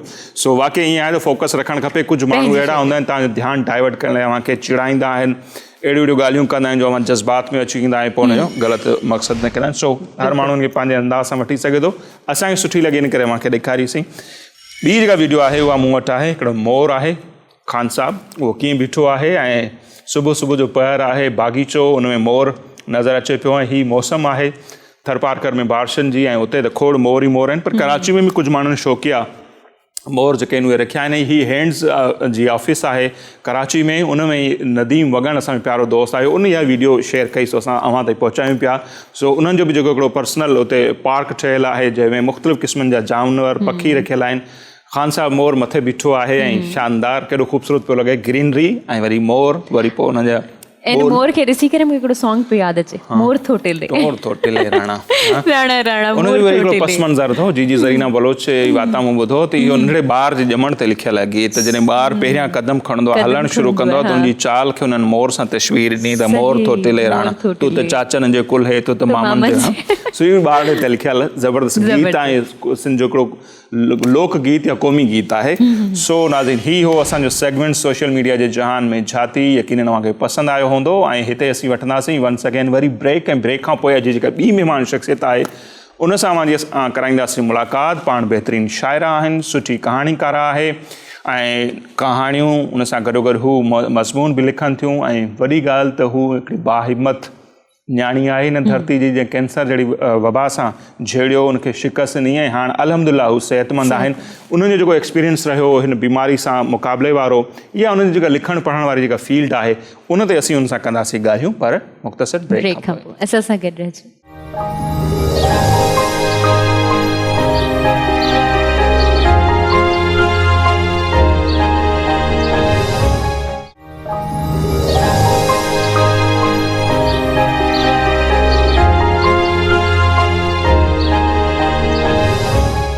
असीं ब्रेक खां पोइ हिकु भेरो ॿीहर द मॉर्निंग ऑफ धरती में असां सभिनी खे चऊं था भलीकार। ऐं हिन वक़्तु जंहिं महिमान शख़्सियत असांखे प्रोग्राम में जॉइन कयो आहे, हक़ीक़त इहा आहे त उन्हनि जी शख़्सियत जा खोड़ सारा हवाला आहिनि। सो आऊं किथे किथे कंफ्यूज़ बि थियां पियो त कहिड़े हवाले सां उन्हनि खे यादि कयूं, छाकाणि त पाण बहितरीनु शाइरा आहिनि, सुठियूं कहाणीकारा आहिनि। उर्दू तोड़े सिंधीअ में मुख़्तलिफ़ अख़बारनि तोड़े रिसालनि में सुठा मज़मून कालम वग़ैरह बि लिखनि पियूं थियूं।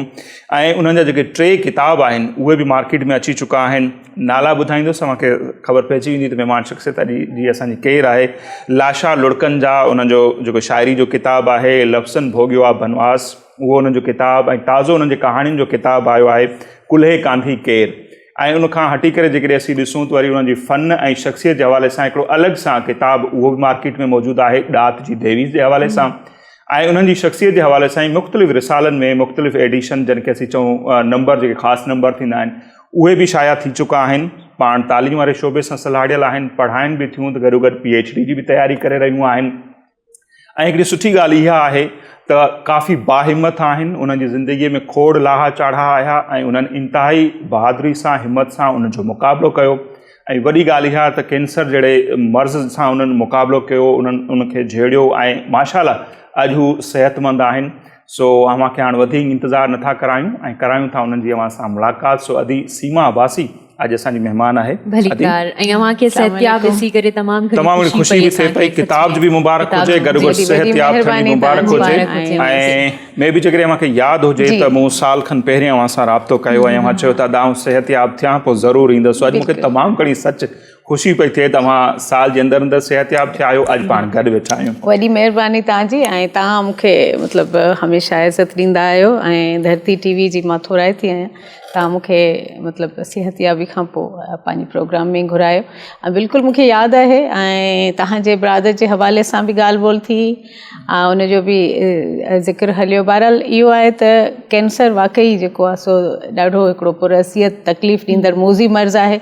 उन में जेको आहे सो बहादुरी सां मुक़ाबिलो जेकॾहिं मां कयो आहे त उन में यकीनन जेको आहे सो मुंहिंजी हिमतनि जो साथ रहियो हूंदो। पर इहो आहे त तव्हां जहिड़नि भाइरनि जी ऐं सॼे सिंध वासियुनि जी दुआऊं मूंसां शामिल हाल रहियूं आहिनि। सो इन हवाले सां मतिलबु जॾहिं बि कंहिं ॿुधो त मां मतिलबु कैंसर सां जहिड़े रही आहियां, त उन्हनि उहे न सिर्फ़ु हैरान थिया ऐं हिकदमि मतिलबु उहे इन हिसाब सां मतिलबु पुछणु लॻा त भई मुंहिंजी न एज अहिड़ी आहे, ऐं न वरी जेको आहे सो अॻु में इन बीमारी सां जा काई सिम्टम्स नज़र आया त अचानक इहा बीमारी। पर बहरहाल बीमारियूं जेके आहिनि उहे अचणियूं वञणियूं आहिनि, ऐं मूंखे अंदाज़ो न हुयो त 1 साल जे अंदरि मूंखे इहो ई महसूसु थिए पोइ त शायदि हाणे मुंहिंजी हयाती तमामु थोरी आहे। इहो ई अव्हांखे सम्झणो आहे, छाकाणि कि अहिड़ी बीमारी आहे जेको बि ॿुधे थो, केॾो बि चए त मां ॾाढो स्ट्रॉन्ग आहियां, पर ॿुधण सां अधु साह छॾाइजी थो वञे। तव्हां 1 साल उन सां झेड़ियो आहे, कीमोथेरापी बि अव्हांजी थी, त जेके बि असांजा माण्हू ॾिसंदा, अलाह असीं सभिनी खे सिहत ॾिए, पर मथां उन्हनि जो या उन्हनि जी फैमिली जो को माण्हू इन वबा में मुब्तला हुजे, इन बीमारी में, त हिन सां झेड़े जे लाइ हिमत केतिरी थी खपे ऐं कहिड़ी शइ इंतिहाई इम्पॉर्टेंट आहे? नसीर तमामु ॾुखियो कमु आहे। जेतिरो बि माण्हू हिमत जो, हौसले जो, बहादुरी जो, बुर्दबारी जो मुज़ाहिरो करे, वक़्तु अहिड़ो अची थो वञे इन बीमारी सां झेड़ींदे, को वक़्तु जेको सो माण्हू मायूस थिए थो। पर इहो आहे त जॾहिं वरी असां ज़ाहिरा मां बि मां आहियां, त ॿारनि ॾे ॾिसंदी हुयमि त पोइ थोरी तकलीफ़ जो अहसासु सवायो थी बि वेंदो हो, त पाण खे वरी थोरो हिमत ॾेई वठंदी हुयमि त जेकॾहिं मां ईअं कयो त हिननि जो छा थींदो। सो ॾुखियो ज़रूरु आहे, पर जॾहिं तव्हांजो जेको सो हिमत ऐं तव्हांजी तवकुल अलाह ते ऐं तव्हांजो यकीन मज़बूत थी वञे थो, पोइ इहो जेको आहे इवन मौत बि को माने नथो रखे। वजह इहा आहे त इंसान जो पुख़्तो यकीन जेको अलाह ते हूंदो आहे, छो त मौत ऐं ज़िंदगी सभु जेको आहे अलाह जे हथ वस आहे। सो मां त खणी हाणे हिकिड़ो कैंसर जहिड़े मर्ज़ सां विड़ी रही आहियां, पर अहिड़ा बि माण्हू आहे जेके मूंखां पोइ ऐं करोना में तव्हां ख़बर आहे ईअं ई बसि असांजे साम्हूं हलिया विया। सो इहो कैंसर जेको आहे उन सां इहा शइ लागू कोन थी थिए त बसि हाणे हिन माण्हूअ जी ज़िंदगी एतिरी आहे ऐं हलियो वेंदो, इहा शइ क़तन ग़लति आहे। ऐं जॾहिं डॉक्टर मूंखे डायग्नोस करे ऐं उनखां पोइ मूंखे जॾहिं मुंहिंजी हिकिड़ी ज़िंदगी में इंट्रस्ट वठी ऐं पुछा करे पियो, ऑन्कोलॉजिस्ट मुंहिंजो आगा खान जो आहे, डॉक्टर अदनान अब्दुल जब्बार तमामु सुठो ऑन्कोलॉजिस्ट आहे, कैंसर जो डॉक्टर आहे। सो उन त पोइ उहो हैरान थिए पोइ छा कंदा आहियो तव्हां? पोइ मूं चयो मां लिखंदी आहियां। उन चयो हाणे जेतिरो थी सघेव तव्हां पंहिंजे दिलि जो कमु कयो। पोइ मूं चयो मतिलबु जेको दिलि चवे। हुननि चयो हा बिल्कुलु।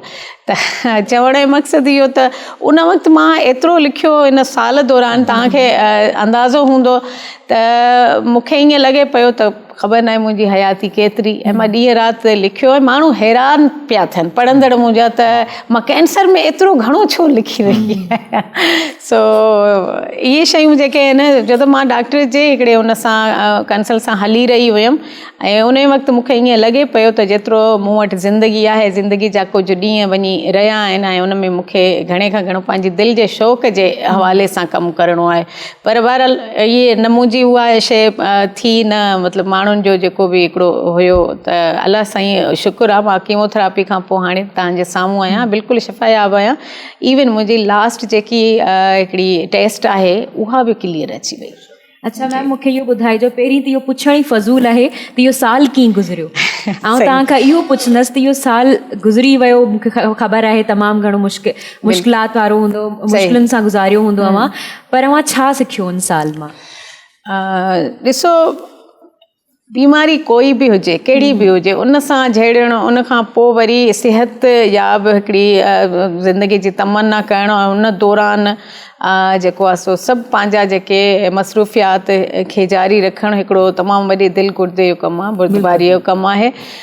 पर इहो आहे त इन दौरान तव्हांखे ख़बर हूंदी, या बल्कि हाणे बि करोना जो बि हिकिड़ो सिलसिलो रहियो आहे, सिर्फ़ु मूंसां ई मसइलो न रहियो, पर ओवरऑल मां जॾहिं ॾिसां पई त ईअं लॻे पियो ॼण हर को पंहिंजे हिसाब सां बीमारी वारी कैफ़ियत में घर में हिकिड़ो क़ैदोबंद जी सोबतूं बर्दाश्त करे रहियो आहे।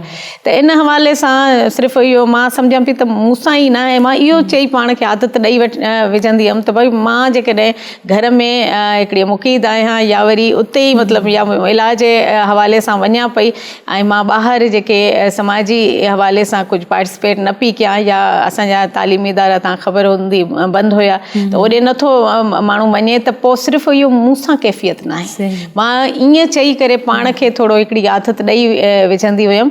बाक़ी तव्हां जेकी ॻाल्हि रवैयनि जी जेकॾहिं कंदव त इहो मूंखे मतिलबु माण्हुनि जा बीमारी में रवैया ॾाढा मतिलबु अजीब, हा बिल्कुलु, ऐं इहे रुखोईंदड़ बि आहे। इवन रत जे रिश्तनि जी, पंहिंजे दोस्तनि जी, साथियुनि जो, ऐं जेको आहे उन्हनि जा रवैया बि ॾुखे वक़्त में खुली करे साम्हूं अचनि था, ऐं थोरी तकलीफ़ जो उन वक़्तु अहसासु वायो थी वञे थो, ऐं परख जी नज़र मां सम्झां थी भड़ थी पवे थी।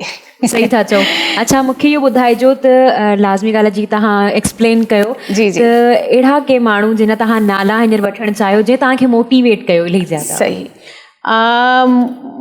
लिखण जे हवाले सां त काफ़ी मुंहिंजा जेके साथी आहिनि लिखंदड़, तमामु सिंध जा वॾा नाला आहिनि, बल्कि मां ईअं चवां त हिकिड़े मतिलबु असांजे मुल्क जा माया नाज़ हिकिड़ा लेखक आहिनि। उन्हनि में पहिरियों त मां सर फ़हिरिस्त नालो वठंदमि साईं जेको आहे सो मज़हर जमील साहिबु। तमामु उहा वॾी शख़्सियत आहे, ऐं उहो यकीन कयो हर ॿिए ॾींहुं टे ॾींहुं पहिरियों मूंखे फ़ोन करे चवंदा, आज हाँ भाई सीमा तुम कैसा महसूस कर रही हो, आज क्या कपड़े पहने हुए हैं, और कुछ क्या फील हो रहा है, कोई तकलीफ़ तो नहीं है, पेट में दर्द तो नहीं है। मतिलबु हर ॿिए टे ॾींहुं इहो चवणु ऐं इन सॼो अहसासु ॾियणु त तव्हां बिल्कुलु आम माण्हू आहियो, या वरी ईअं न सम्झो त तव्हां अकेला आहियो, सां गॾु आहियूं। ऐं असां तव्हां सां गॾु आहियूं। हुन खां अलावा अदी मेहताब अकबर राशदी जिन जो बि इलाही उत्साह वारो रवैयो मूंसां हूंदो आहे। शबनम गुल साहिबा आहे ऐं अदी डॉक्टर फातिमा हसन, तमामु वॾा नाला आहिनि, तव्हांखे ख़बर आहे। त इन्हनि जो रवैयो तमामु हिकिड़ो ख़ूबसूरत ऐं क़ाबिल क़दुरु अदल सुमरो आहे। अयाज़ गुल जन मूंॾे सुबुह सुबुह जो मैसेज करे यादि ॾियाराईंदा त तव्हां कीअं आहियो, तबियत कीअं आहे, हाणे कीअं फील कयो था। त मतिलबु मूंखे हैरानी थी त उहे इलाही सिंध जूं या ओवरऑल पाकिस्तान जूं मसरूफ़ तरीन शख़्सियतूं आहिनि, ऐं पर हो महसूसु ईअं कनि पिया त शायदि मूंखे जेको हे मर्ज़ आहे उहो तमामु हिकिड़ी अर्ली एज में वकोड़े वियो आहे, ऐं मूंखे इन सां पंहिंजे हौसले सां ऐं ॿियनि जे जेके उन सां नबद आसमा थियणो आहे उन मां निकिरणो आहे। सो उन्हनि जा नाला मां ज़रूरु इहे। अच्छा अदी माशाल्लाह ज़बरदस्त। ऐं पाण इन बीमारी ते इन करे बि ॻाल्हायोसीं तीअं ॿियनि खे उत्साह मिले त भई ईअं कोन्हे। कुझु टाइम पहिरियों असां हिकु कैंसर जे स्पेशलिस्ट खे बि घुरायोसीं, उन इहो बि ॿुधायो पियो त जेकॾहिं 4th स्टेज में बि आहियो त इन जो मतिलबु इहो कोन्हे त कुझु शफ़ायाब नथा थी सघो था अवां। सो ज़बरदस्त। पर हाणे जेकॾहिं अचूं अवां जे अदबी पोहरे ॾांहुं, माशाल्लाह ताज़ो अवां जो किताब बि आयो आहे, असांखे बि अदी कापी ॾिनी आहे। सो कुल्हे कवर खे ॾिसी रही केॾो ख़ूबसूरत कवर आहे, महूरत थी चुकी आहे, धरती टीवी रहियल आहे हुते अॼु बि थी। कहाणियुनि जे हवाले सां ई जेकॾहिं असांजो ॾेखारे सघो। ऐं मज़हर जमील साहब जो अदी ज़िक्र कयो, सो उन्हनि जा व्यूज़ हिन में आहिनि। हमीद सिंधी साहब कहाणी जे हवाले सां सिंध जो तमामु वॾो नाव, जेको हाणे जिस्मानी तौर असां सां गॾु न आहे पर रूहानी तौर सदैव असां सां गॾु हूंदो। शौकत हुसैन शोरो साहब, रसूल मेमन साहब, मदद अली सिंधी, साईं तारिक कुरैशी, अदी शबनम गुल, ज़ैब सिंधी साहब, ऐं ॿिया बि खोड़ नाला आहिनि। ज़राब हैदर आहे, डॉक्टर नवाज़ अली शौक़ आहे, मोहम्मद अली पठान, अयूब खोसो, ऐं वरी मां ॾिसां थो ॾियां त अल्ताफ़ शेख साहब आहे, डॉक्टर परवीन मूसा मेमन, अली राज शहर। सो ख़ुशनसीब आहियो, एतिरनि माण्हुनि अवां ते लिखियो आहे। सो हिन किताब जी मुबारक बि हुजे। गॾो गॾु अचूं त कहाणियूं आहिनि अवां जो हिन में? बिल्कुलु, हिन में 21 कहाणियूं शामिल आहिनि ऐं इहे कहाणियूं जेके आहिनि मां ईअं कोन चवंदमि त तमामु शिरकाईंदड़ या को अहिड़ियूं मुनफ़रिद या हिकिड़ियूं अनहोनी थियल या वरी अहिड़ियुनि मौज़ूअनि ते आहिनि जेको अॻ में कॾहिं पढ़ियूं न हुजनि मां, ईअं कोन मां चवंदमि। पर इहो ज़रूरु आहे त बकौल ॿियनि जे, तव्हां बि पाण नाला ॻणाया इन्हनि सभिनी साथियुनि जे, त कुझु न कुझु हिननि में इनफ़रादियत ज़रूरु आहे जंहिंजे करे ॿ लफ़्ज़ उन्हनि लिखिया आहिनि। उहो त वरी वधीक तव्हां पढ़ंदव ऐं उनखां पोइ मां ज़रूरु तव्हांजी फीडबैक वठंदमि। सो बाक़ी इहो आहे त नसिर सां त मूंखे दिलचस्पी हुई ऐं मां ईअं चाहियो थिए त नसिर जे सूरत में हिकिड़ो कहाणियुनि जो किताबु अचे। घणा माण्हू इहे चवनि था तव्हांजा जेके किताबनि जा जेके टाइटल आहिनि ॾाढा हॉरिबल आहिनि। लाशा लुड़कनि जा, लफ़्ज़नि भोगियो आहे बनवास ऐं सच को अहिड़ो रीज़न न आहे। पर मां तव्हांखे ॿुधायो त मां जॾहिं हे किताबु लिखियो त उन में मां सॼो साल कैंसर सां विढ़ियमि ऐं इन हवाले सां हिकिड़ी कहाणी बि आहे। उनजो इहो टाइटल हुयो, को नालो रखण जो को अहिड़ो को पस मंज़र न आहे, पर इहा कहाणी आहे अंदरि कुल्हे कांदी केरु, उहा ई मां ॿाहिरि ऐं उन वक़्तु माण्हुनि जा जेके ॾुखो ईंदड़ रवैया बि शायदि भोगे रही हुयमि, रिश्तनि जूं मुख़्तलिफ़ रिश्तनि जूं सचायूं साम्हूं आयूं। त पोइ मूंखे इहो जेको आहे सो टाइटल वधीक इहो दिलि जे क़रीब लॻो ऐं मूंखे ईअं लॻो अलाए केतिरी हयाती कुल्हे कांदी केरु मुंहिंजो थींदो। सो इन हवाले सां शायदि अच्छा हिन में हिकिड़ी कहाणी जो त इहो अवां ज़िक्र कयो। बाक़ी जेकॾहिं ईअं अवां खां पुछूं, ज़ाहिर चवंदा आहिनि हिकिड़े राइटर खां इहो पुछण त कहिड़ो अवां जो किताबु, कहिड़ी सिन्फ़ वधीक औलाद वांगुरु, टे कहाणियूं जेके अवांखे वधीक सभ खां हाँ, इन में हिकिड़ो फ़ैसिलो जे नाले सां कहाणी आहे, फ़ैसिलो। उहो मूंखे इलाही सुठी लॻंदी आहे ऐं उनजी फीडबैक बि पहिरियां छपी हुई कहाणी, उनजी फीडबैक ॾाढी सुठी आई। ॿियो मजाज़ खां हक़ीक़त ताईं ऐं टियों ई आहे कुल्हे कांदी केरु। इहे टई कहाणियूं मूंखे ईअं सम्झो त दिलि जे क़रीब आहिनि ऐं इहे तव्हां बि ज़रूरु पढ़िजो ऐं इहे सुठियूं आहिनि कहाणियूं, इन हिसाब सां सुठियूं आहिनि टॉपिक बि। पर कहाणी जा जेके किरदार आहिनि उहे असांजे आस पास माना रहंदड़ किरदारनि वांगुरु बिल्कुलु हिकिड़ा हसास किरदार आहिनि जिन खे मां कहाणियुनि जी सूरत में खणी आई आहियां। ब्रेक वठूं सो नाज़रीन वठूं था ब्रेक, ऐं ब्रेक खां पोइ अदी सीमा अब्बासी सां अञा असांजूं खोड़ ॻाल्हियूं थींदियूं उन्हनि जे फ़न जे हवाले सां। गॾो गॾु शाइरा हिकिड़ी सुठी वेठी आहे त उन्हनि खां शाइरी न ॿुधिजे ई हाफ़िज़ ज़ियाती थी नथो हूंदी ऐं सघे। गज़ल जे हवाले सां माशाअल्लाह हुन जो सुठो हिकिड़ो नाव आहे, मुख़्तलिफ़ रागियुनि हुननि खे ॻायो बि आहे, सो शाइरी बि ॿुधंदासीं, कचहरी बि कंदासीं। But after this break.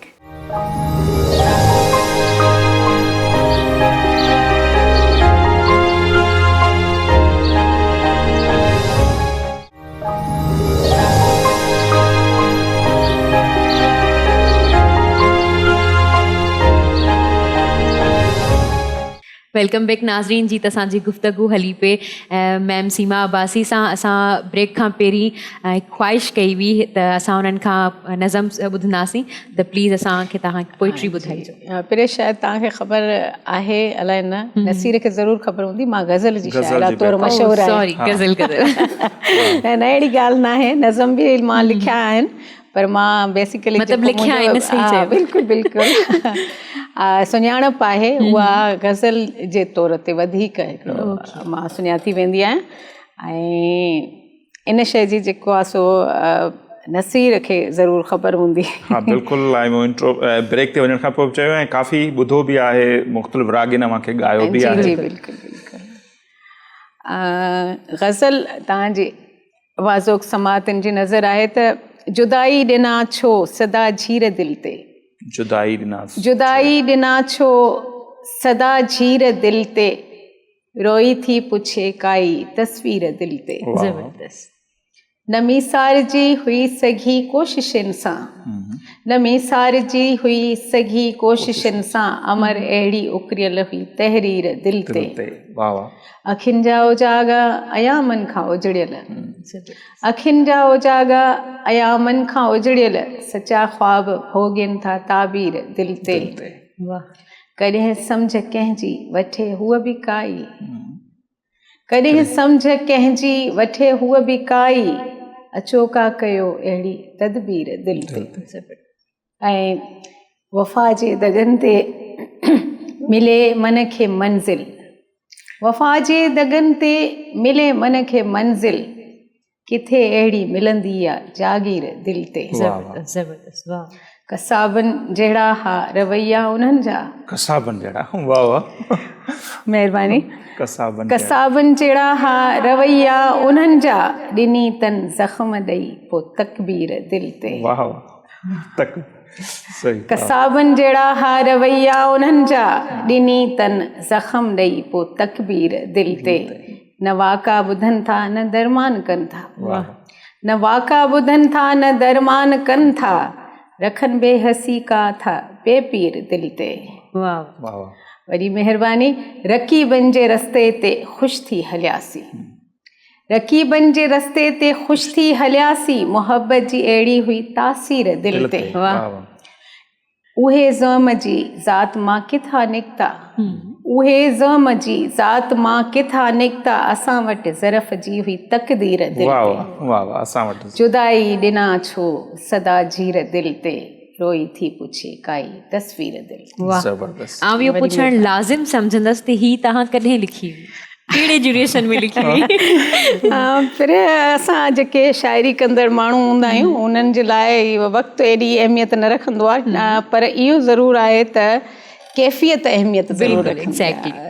वक़्तु कहिड़ो बि हुजे, राति जो 3 बजे बि का कैफ़ियत अहिड़ी या हुते हुरी ईंदी आहे ऐं दिलि चवंदो आहे त हिकिड़ो मिसरो ज़हन में तरी आयो आहे, उनखे लिखणु ज़रूरी आहे, न त सुबुह थींदो उहो विसरी वेंदो।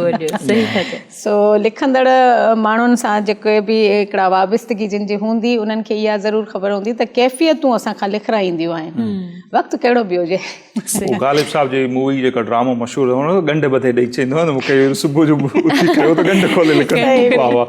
अच्छा, असां जॾहिं शुरू में ॾिसूं था चई त मुंहिंजो बि लिटरेचर सां थोरो घणो ईअं पढ़ण जी हद ताईं, मां चवंदो आहियां त poetry is my first love. सो रहियो त असां ॾिठोसीं मुख़्तलिफ़ लाहा चाढ़ा जंहिंजो मां इंट्रो में ज़िक्र कयो, त शुरू में त के माण्हू सीमा आदि खे शाइरा मञण लाइ तयारु न हुआ, मुख़्तलिफ़ इहे लॻा त हिनखे कोई ॿियो लिखी ॾिए थो। पोइ असां ॾिठोसीं त जॾहिं उहे माण्हू बि न आहिनि उहे लिखे पई। वॾी ॻाल्हि त उन्हनि ते खोड़ एडिशन निकिता मैगज़ीननि जा, ॾात जी देवी जे नाले सां माण्हुनि खां पोइ हा उन्हनि ते किताब लिखियो वियो। अव्हांखे त कीअं थो फील थिए हिकिड़े पासे हू रिस्पॉन्स हो, ॿिए पासे एॾा एडिशन अव्हां ते निकिरणु, हिकिड़ो अलॻि किताब शाया थियणु? अच्छा नसीर इन मोट खे कीअं था ॾिसो? इन हवाले सां मां इहो चवंदमि त पहिरियां त माण्हू ईअं चवंदा त न, ऐं जेको आहे सो मूंखे कोई बि लिखी ॾिए थो, पर वरी कुझु माण्हुनि ईअं चवणु शुरू कयो त चलो ठीकु आहे, कंहिंखे केरु केतिरो लिखी ॾींदो। सही। अच्छा, गज़ल बि लिखी थो ॾे, कालम बि लिखी थो ॾे, कहाणी बि लिखी थो ॾे, नज़म बि लिखी थो ॾे, ऐं मुसलसल लिखे थी, इहो एतिरो केरु वांदो जो लिखी थो ॾे। पर हक़ीक़त इहा आहे त जेका मुस्तक़िल मिज़ाजी हूंदी आहे न, उहा पंहिंजो पाण मञराइण जो जेको वॾो हुनर रखंदी आहे, ऐं वक़्तु वॾो मुनसिफ़ हूंदो आहे, ऐं वक़्तु आख़िरकार जेको आहे सो सभिनी खे इहो मञराए छॾियो त न मां पाण लिखां थी, ऐं हिन वक़्तु जेको आहे सो मुंहिंजो जेको अलाह इज़त बख़्शी आहे, ऐं हर को मञे चुको आहे त जेको आहे मां हिकिड़ी सुठी तख़लीकार आहियां, ऐं मूंखे कोई कोन थो लिखी ॾिए, केरु कंहिंखे कोन लिखी ॾींदो आहे मुस्तक़िल तौर ते। सो असां औरतुनि ते हूअं बि इल्ज़ाम ज़्यादा थी वेंदी आहे, तनक़ीद बि फिरे, असां औरतूं जेको आहे सो कुझु बि कमु कयूं लिखण जे हवाले सां या ओवरऑल कंहिं बि हुन में फील्ड में, त असां जेके आहे तनक़ीद जा ते ख़ातिर बि बर्दाश्त कंदा आहियूं, तहमतनि जूं मथे ते भरियूं रखी पोइ बि सुरखरू रहंदियूं आहियूं। इन जे करे जो असांजी जेकी आहे सचाई हूंदी आहे उहा कॾहिं न कॾहिं सच जी तव्हांखे ख़बर आहे ॿेड़ी लुॾंदी ज़रूरु आहे पर तरी वेंदी आहे। इहो ई आहे त हिन वक़्तु अलाह जो शुक्र आहे, मुंहिंजो जेको मक़ाम आहे उहो सभिनी खे नज़र अची रहियो आहे, ऐं मां पंहिंजो पाण खे मतिलबु कोशिशि इहा कंदी आहियां त इन हवाले सां जेके बि इल्ज़ामात मूं ते आयद कया विया आहिनि उन्हनि मां निकिरी सघां। हाणे निकिरी विया पार बि थी विया आहियो। सो ज़बरदस्त। अच्छा, जीअं हाणे इहो मौज़ू बि हले पियो त उन सां ईंदो त हूअं त ॾिठो न हर फील्ड में ईअं आहे, पर स्पेशली हिन फील्ड अदबी फील्ड जे लाइ इहो चवंदो जेके मर्द हज़रात आहिनि उहे औरतुनि ते घणो हावी थियण जी कोशिशि कंदा आहिनि, इन में केतिरी सदाकत आहे? ईअं आहे नसीर, इन करे जो मर्द जेके आहिनि हुन रहबरी जे हवाले सां, रहनुमाई जे हवाले सां हिक ॿिए खां हिकिड़ो मदद बि वठंदा आहिनि, पर जॾहिं का औरत कंहिं खां रहनुमाई वठंदी आहे त उन ते फ़ौरन इल्ज़ामात त न भई हे हीअं हूंदो, हे ॻाल्हि आहे, हे ॻाल्हि आहे। हालांकि का बि शइ मां सम्झंदी आहियां, मूंखे अदब सां तमामु घणो प्यारु आहे। हिकु त मां अदब जी जेकी आहे सो शागिर्द रही आहियां, ॿियो उस्ताद आहियां, मां अदब पढ़ायां थी मुख़्तलिफ़ कॉलेजनि में। इन हवाले सां बि मूंखे इहो लॻंदो आहे त असांखे पंहिंजे अदब सां, पंहिंजी ॿोली सां प्यारु करणु खपे। इन जे करे उन शइ खे परफेक्शन जे तरफ़ आणण लाइ असांजे खे कंहिं न कंहिं सीनियर्स जी रहनुमाई वठणु इलाही ज़रूरी आहे। ईअं न आहे त असांजी दिलि में जेको अचे थो असां बसि किताबनि जी सूरत में या छपाई जी सूरत में असां ॾींदा वञूं, ईअं न आहे, ऐं ईअं करणु बि न घुरिजे, छो त जंहिंखे ॿोली सां दिली वाबस्तगी हूंदी उहो परफेक्ट खां परफेक्ट शइ लाइ कंहिं न कंहिं जी जेकी आहे रहबरी ज़रूरु वठंदो, ऐं सुठी शइ आहे। इन ते असां औरतुनि ते अलाए छो घणी तनक़ीद थींदी आहे, मूं ताईं छोकिरियूं पहुचंदियूं आहिनि, मां जेकी लेवल बेस्ट हूंदी आहे हस्बे हाल उन्हनि जी मदद कंदी आहियां, ऐं मां उन्हनि खे सम्झाईंदी आहियां त कंहिं न कंहिं सीनियर औरत खां औरत वठे त एतिरो मसइलो नथो थिए, औरत मर्द खां थी वठे पोइ वधीक मसइलो अच्छा वरी शायरी ने हलूं, तव्हां इहो बि चयो शायदि न मूं टीचिंग जे हवाले सां मूंखे इहो वधीक ख़ुशी थी आहे, पर पाण बि जेकी आहे लिखंदी आहे, ऐं मूंखे उहे छोकिरियूं ॾाढियूं पसंदि आहिनि जेके स्टार्ट जेको आहे लिखणु ॾाढो हिकिड़ो ख़ूबसूरत कमु आहे। ऐं मूंखे इहा शइ बाबा खां आई आहे, असल में मुंहिंजा बाबा पोइट आहिनि त उन खां मूंखे उहा शइ आई आहे बिल्कुलु। अच्छा, मूंखे तव्हां खां इहो पुछिणो हो, जी तव्हां टीचिंग जे हवाले सां ॻाल्हि कई, त टीचिंग जो छा एक्सपीरियंस आहे तव्हांजो? टीचिंग बि हिकिड़ो मां सम्झंदी आहियां त लिखणु त पंहिंजी जाइ ते, पर मूंखे जेको पंहिंजो ज़िंदगी जो मक़सदु हुयो न, पहिरियां लेखका थियण बि न हुयो, टीचिंग जो मूंखे ॾाढो शौक़ु हुयो नंढपिण खां वठी। ऐं हिकिड़ी मुंहिंजी उस्ताद हुई, ऐं उन जे मां इंतिसाब तव्हां ॾिसंदो त इंतिसाब उन जे नाले आहे, उन मूंखे हिकिड़ो इदराक ऐं आगही जो जेको मंज़िल जो हिकिड़ो रस्तो फराहम करे ॾिनो, ऐं कुझु मूंसां अञा कुझु मसइला अहिड़ा थिया त उन मूंखे दग ॾेखारियो, ऐं उन जी हिकिड़ी शफ़ीक हिकिड़ी शख़्सियत खां मुतासिर थी। मूं बि चाहियो त ज़िंदगी में जेकॾहिं को मक़सद हयात बणाइणो आहे ऐं जंहिं तरफ़ वञिणो आहे उहो टीचिंग ई आहे, त मूंखे ॾाढो पसंदि आहे। ऐं छोकिरियुनि खे त जीअं असां ब्रेक में पे असां मतिलबु डिस्कस कयोसीं त टीचिंग जो जेको एक्सपीरियंस आहे, असांजो जेको आहे माहौल आहे, समाज आहे, मुआशिरो आहे, उन हवाले सां असां ते सूट ई टीचिंग जो करे थो। इन जे करे ॾाढो हिकिड़ो वणंदड़ ऐं सुठो हिकिड़ो शोबो आहे उनखे अपनाइणु घुरिजे ऐं हर छोकिरी खे जेकॾहिं उन में क्वालिटीज़ आहिनि त टीचर थियण में को हर्ज न आहे बल्कि तमामु सुठो तव्हां कुझु ख़्वाहिश ते जी जी ख़्वाहिश मूं गज़ल जी पे फरमाइश बिल्कुलु ज़रूरु ॿुधंदासीं ऐं गॾो गॾु वरी पोइ इहो बि सम्झण जी कोशिशि त शाइरी खां पोइ वरी मुसलसल उन्हनि नसर ॾांहुं अचण वारो जेको लाडवा थी पाण खे बहितरीनु नसर निगार बि साबित करणु चाहिनि थी उनजो छा उहो पोइ ईंदासीं पर पहिरियों शाइरी ज़रूरु ऐं तव्हां इहो बि ज़रूरु पुछंदव त मुंहिंजे गज़लनि में एतिरी उदासी छो आहे अॼु वरी बि उदासी वारो गज़ल आहे इहो इल्ज़ामात मूं ते अक्सर आए ॾींहुं लॻंदा रहंदा आहिनि पर मुंहिंजे शाइरी जो मिज़ाज कुझु अहिड़ो आहे अची ॾियो का ख़ुशी मूंखे मुंहिंजे मन में उदासी आहे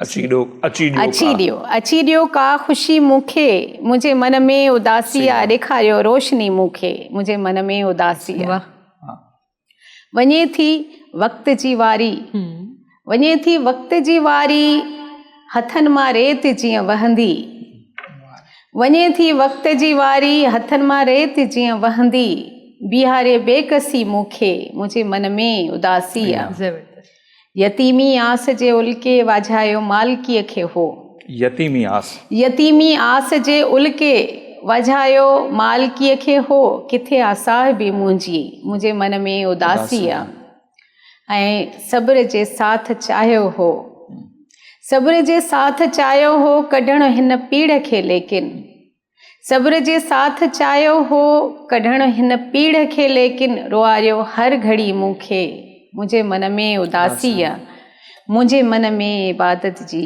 असीरी ओज ते आहे मुंहिंजे मन में इबादत जी असीरी ओज ते आहे कंदी छा राह बि मूंखे मुंहिंजे मन में उदासी आहे न मोहसिन आहे को रस्ते में न काई गम गुसारी आहे न मोहसिन आहे को रस्ते में न काई गम गुसारी आहे भुलायो रहबरीअ मूंखे मुंहिंजे मन में उदासी आहे वंस अगेन हिकिड़ो नओं गज़ल ॿुधण जे लाइ मिलियो ऐं उहो पाण ॿुधायो त उदासी आहे ई आहे त हाणे ठीकु आहे मां त ॾाढो खिली ॻाल्हाए रही आहियां असांजी ॾाढी हिकिड़ी ख़ुशगवार कैफ़ियत में मिज़ाज में ऐं हुन में असांजी जेकी ॻाल्हि ॿोल थी रही आहे उदास बिल्कुलु न आहियां मुंहिंजे मन में उदासी आहे सुबुह सुबुह जो टाइम आहे माण्हू ॾिसनि पिया सो असीं त ख़ुशि थी पिया ॻाल्हायूं अच्छा जेको नसर ॾांहुं हाणे घणो लाड़ो अव्हां जो वधियो आहे उनजो को ख़ासि सबबु आहे या ईअं तव्हांखे ख़बर आहे तव्हां लिखंदड़ आहियो नसर लिखणु तमामु हिकिड़ो ॾुखियो कमु आहे बनिस्बत शाइरी जे मां ईअं सम्झां माण्हू वरी चवंदा आहिनि शाइरी मुश्किल आहे मूंखे बि शाइरी मुश्किल लॻंदी आहे हर कंहिंजी पंहिंजी तबियत आहे मिज़ाज आहे जंहिंखे जेका शइ पर इहो आहे त मूंखे ईअं लॻो त नसर जेको आहे उहो नसर टाइम टेकिंग ऐं वक़्तु तलब कमु आहे ऐं गोॾो भणी उनखे करिणो थो पवे ऐं कलाकनि जा कलाक माण्हू छुटो ऐं गज़ल जेको आहे उहो 5 मिंटनि जो ख़्यालु हिनजे करे जो मां त कॾहिं कॾहिं ॾींहं में जेकॾहिं कैफ़ियत उहा थी वेंदी आहे त मां 10 गज़ल बि लिखिया आहिनि कॾहिं कॾहिं त वरी महीना बि गुज़री वेंदा आहिनि उहा कैफ़ियत उहा आमद कोन थींदी आहे त इहो वरी कैफ़ियत ते आहे मुनहसिर आहे पर मूंखे नसर जेको आहे उहो ॾुखियो लॻे थो सही सो तमामु घणी महिरबानी ॻाल्हियुनि जो वक़्तु कीअं गुज़रियो ॻाल्हि so thank you so much असांजे प्रोग्राम में आया तव्हांजी महिरबानी इन करे जो सदाईं तव्हां इज़त बख़्शींदा आहियो ऐं इज़त अफ़ज़ाई कंदा आहियो ऐं मां आख़िर में तव्हांजे प्रोग्राम जे तवसुत सां इहो ज़रूरु पढ़ंदड़नि खे चवंदमि त इहो मुंहिंजो नओं किताबु लाशा लुड़कनि जा कुले कांदी के इहो ज़रूरु पढ़नि ऐं उनखां पोइ फीडबैक ॾियनि ख़बर पवंदी सीमा अब्बासी सुठी शाइर असांजो सुठी कहाणीकार कालम ऑलरेडी उन्हनि पढ़िया आहिनि so thank you so much अदी अव्हां असांजे प्रोग्राम में आया सो असां बि ज़रूरु पढ़ंदासीं किताब ऐं उनखां पोइ ज़रूरु अव्हांखे आगाह कंदासीं ऐं असांजे किताब हिन प्रोग्राम हिकिड़ो सिलसिलो बुक रिव्यू जो बि हूंदो आहे जॾहिं असां पढ़ी वठंदासीं ज़रूरु डिस्कस कंदासीं thank you so much once again अव्हां असांजे प्रोग्राम में आया ऐं नाज़रीन अॼु जो असांजो हीउ प्रोग्राम अव्हांखे कीअं लॻो पंहिंजी राय खां असांखे ज़रूरु आगाह कजो ऐं ईंदड़ हफ़्ते ताईं असांखे ॾींदा इजाज़त।